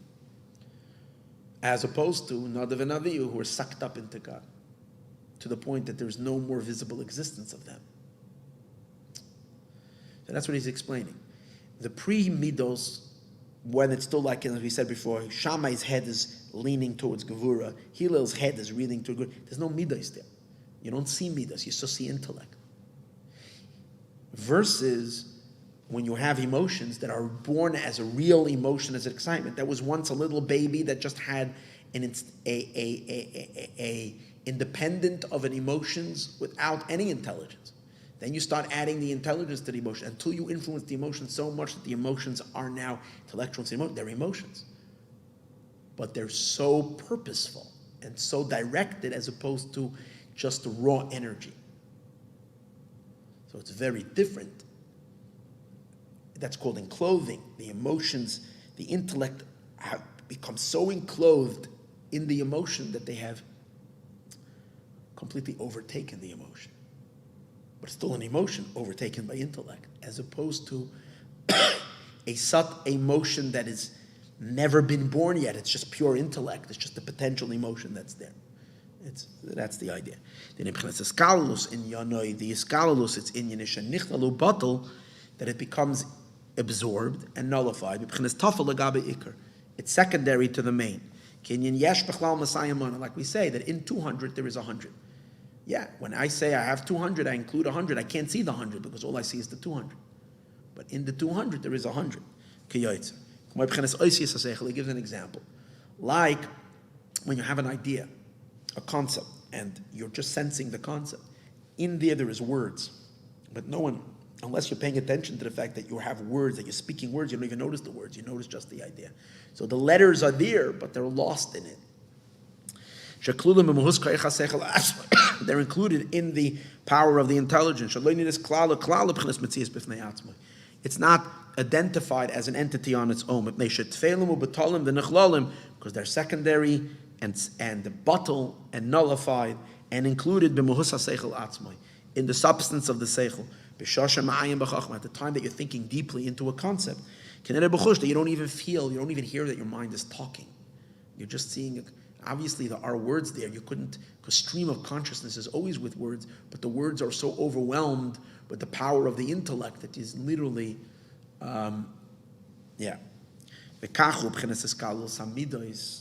and so is the hiskalolus of the midos sheba chachma, k'may seichel amata klape chesed, like intellect that's leaning towards kindness. Shagam came bottle v'nichlal beguf oira seichel. It's also second and included in the guf of the seichel atzmai. Actually, nikr b'metzias b'fnei atzmai till it's not seen onto its own. Imken yuvam is that's understood from this. Shebeyoysa midas klulim ba'er abba, when the midas are included in the lights of the Father, hemsham betachlis hakatnus, they're very small to the point that they're almost not existent. V'loy mitzad inyan tzimtzum miyut oyer shalehem.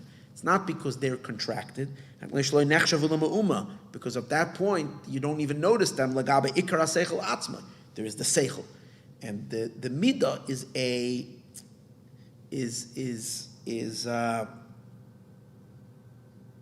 is really not existent. That's the point. It's so subtle because it's only a potential that's eventually going to emerge. So it's as if it's not there. Al derech mashal adam gadol.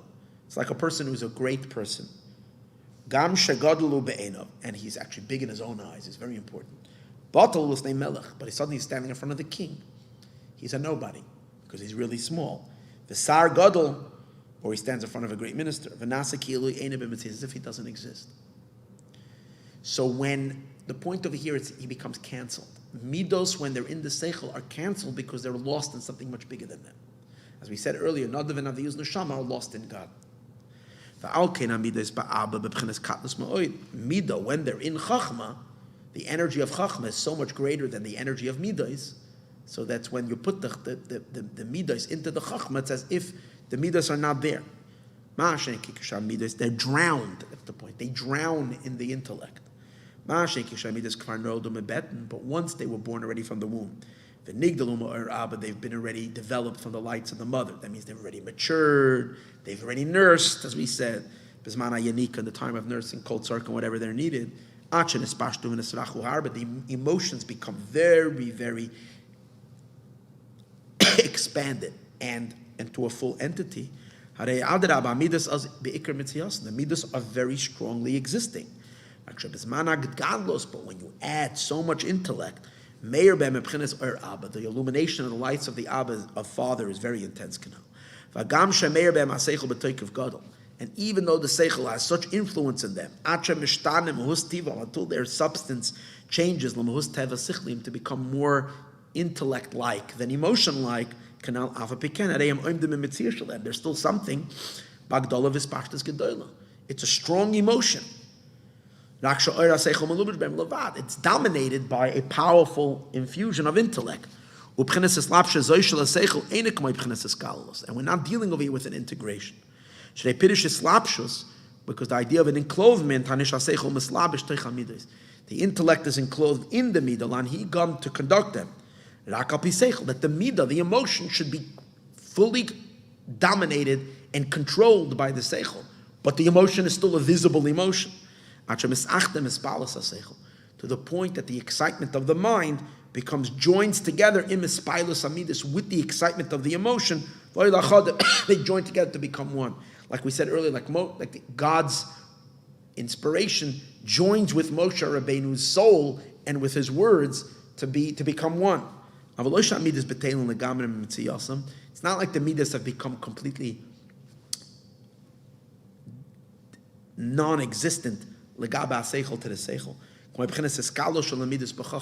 Like the eskalolus of the midos in the chacham before the midos are ever pronounced. That's the difference between the midos being included in the light of chachma, or the enclosement of the light of chachma into the midos.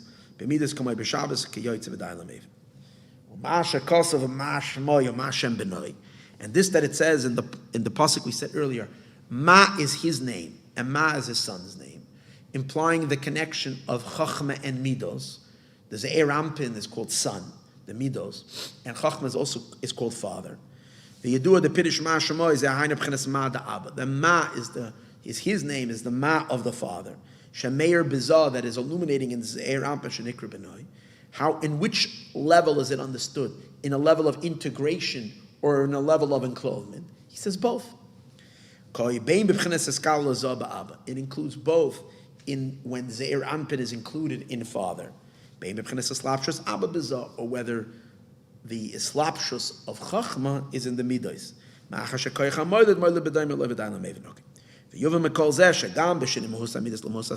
it's understood that even when we say that the midos have changed into the mohus of seichel, there's a difference between iskalul shalahem ba'aba shem seichel mamish. When they're included in father, that's when they are purely intellect. Keseichel mata klapa chesed, like a seichel that is leaning towards chesed. It's seichel, it's not midas. Versus masha ein kein b'espilus ava, when the love his spilus got excited, shemesachedes ema seichel, it becomes unified with seichel. Liis b'mohus spilus sichlis, for it to become sichlis. It's still a midah. It's not a complete transformation. It changes lefi oifen ha-seichel. It becomes changed like the way the seichel is, without any independence at all, like a horse to its rider. Just like when you're speaking words, when the words are so controlled by the mind. So it's not that the speech is not speech. It's speech. It's just speech that is so permeated with the seichel that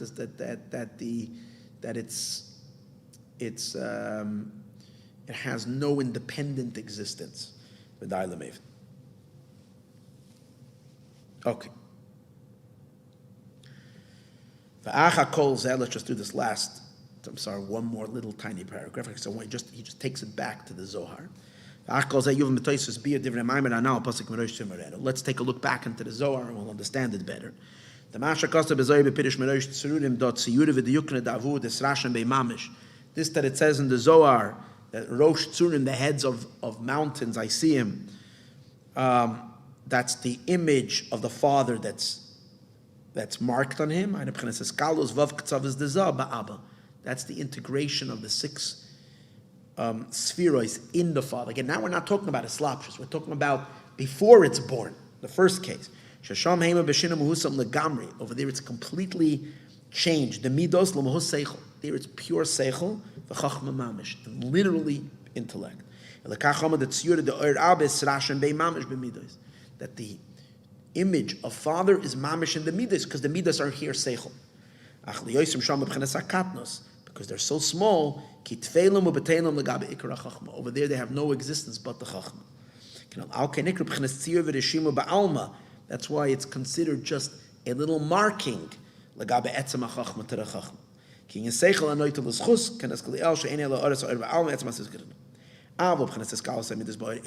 when the midas are included in the light of the mother, they're far more sensed as an existence, because like in a pregnancy state, on their own, it's an excitement. It's just an excitement in the mind, but it's an excitement. They're being still,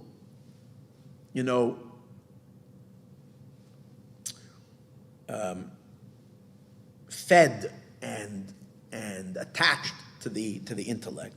The klulim boy included in behelim and concealed. But then they will emerge completely outward in the atzman. Like a baby that's born that goes out.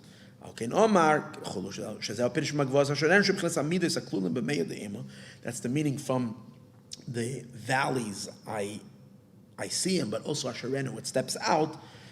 These are the midas that are included in the womb of the mother. From her side, it expands and sticks its feet out. Okay. So this is all explaining the first passage of this piece of Zohar. Next week, Be'ezus Hashem, it's going to become. This is a really fascinating mimer, as you will see Be'ezus Hashem next week. We're going to learn another pirush in Psia Labar, what it means it steps out, how it's referring already to the next stage of Malchus and speech.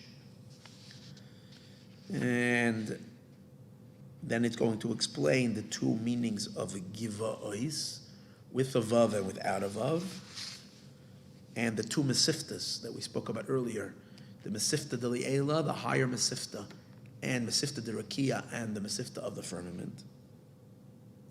why one of them has the Vav and one doesn't. And all of this will be understood by first understanding the pregnancy of the soul of Moshiach. So hopefully we're going to get to learn at least the beginning of that next week as well, and the whole process of Mashiach's soul being burned, and also a lot about the birthing pangs of Moshiach. It's very, very powerful ideas over here. Be'ezus Hashem, it'll take us a few weeks to go through the whole thing, 3 or 4 weeks, but Be'ezus Hashem we'll get there. And hopefully Mashiach will be here long before that. Okay, everyone, be well. Meanwhile, let's do whatever we can to make the Geula happen right now.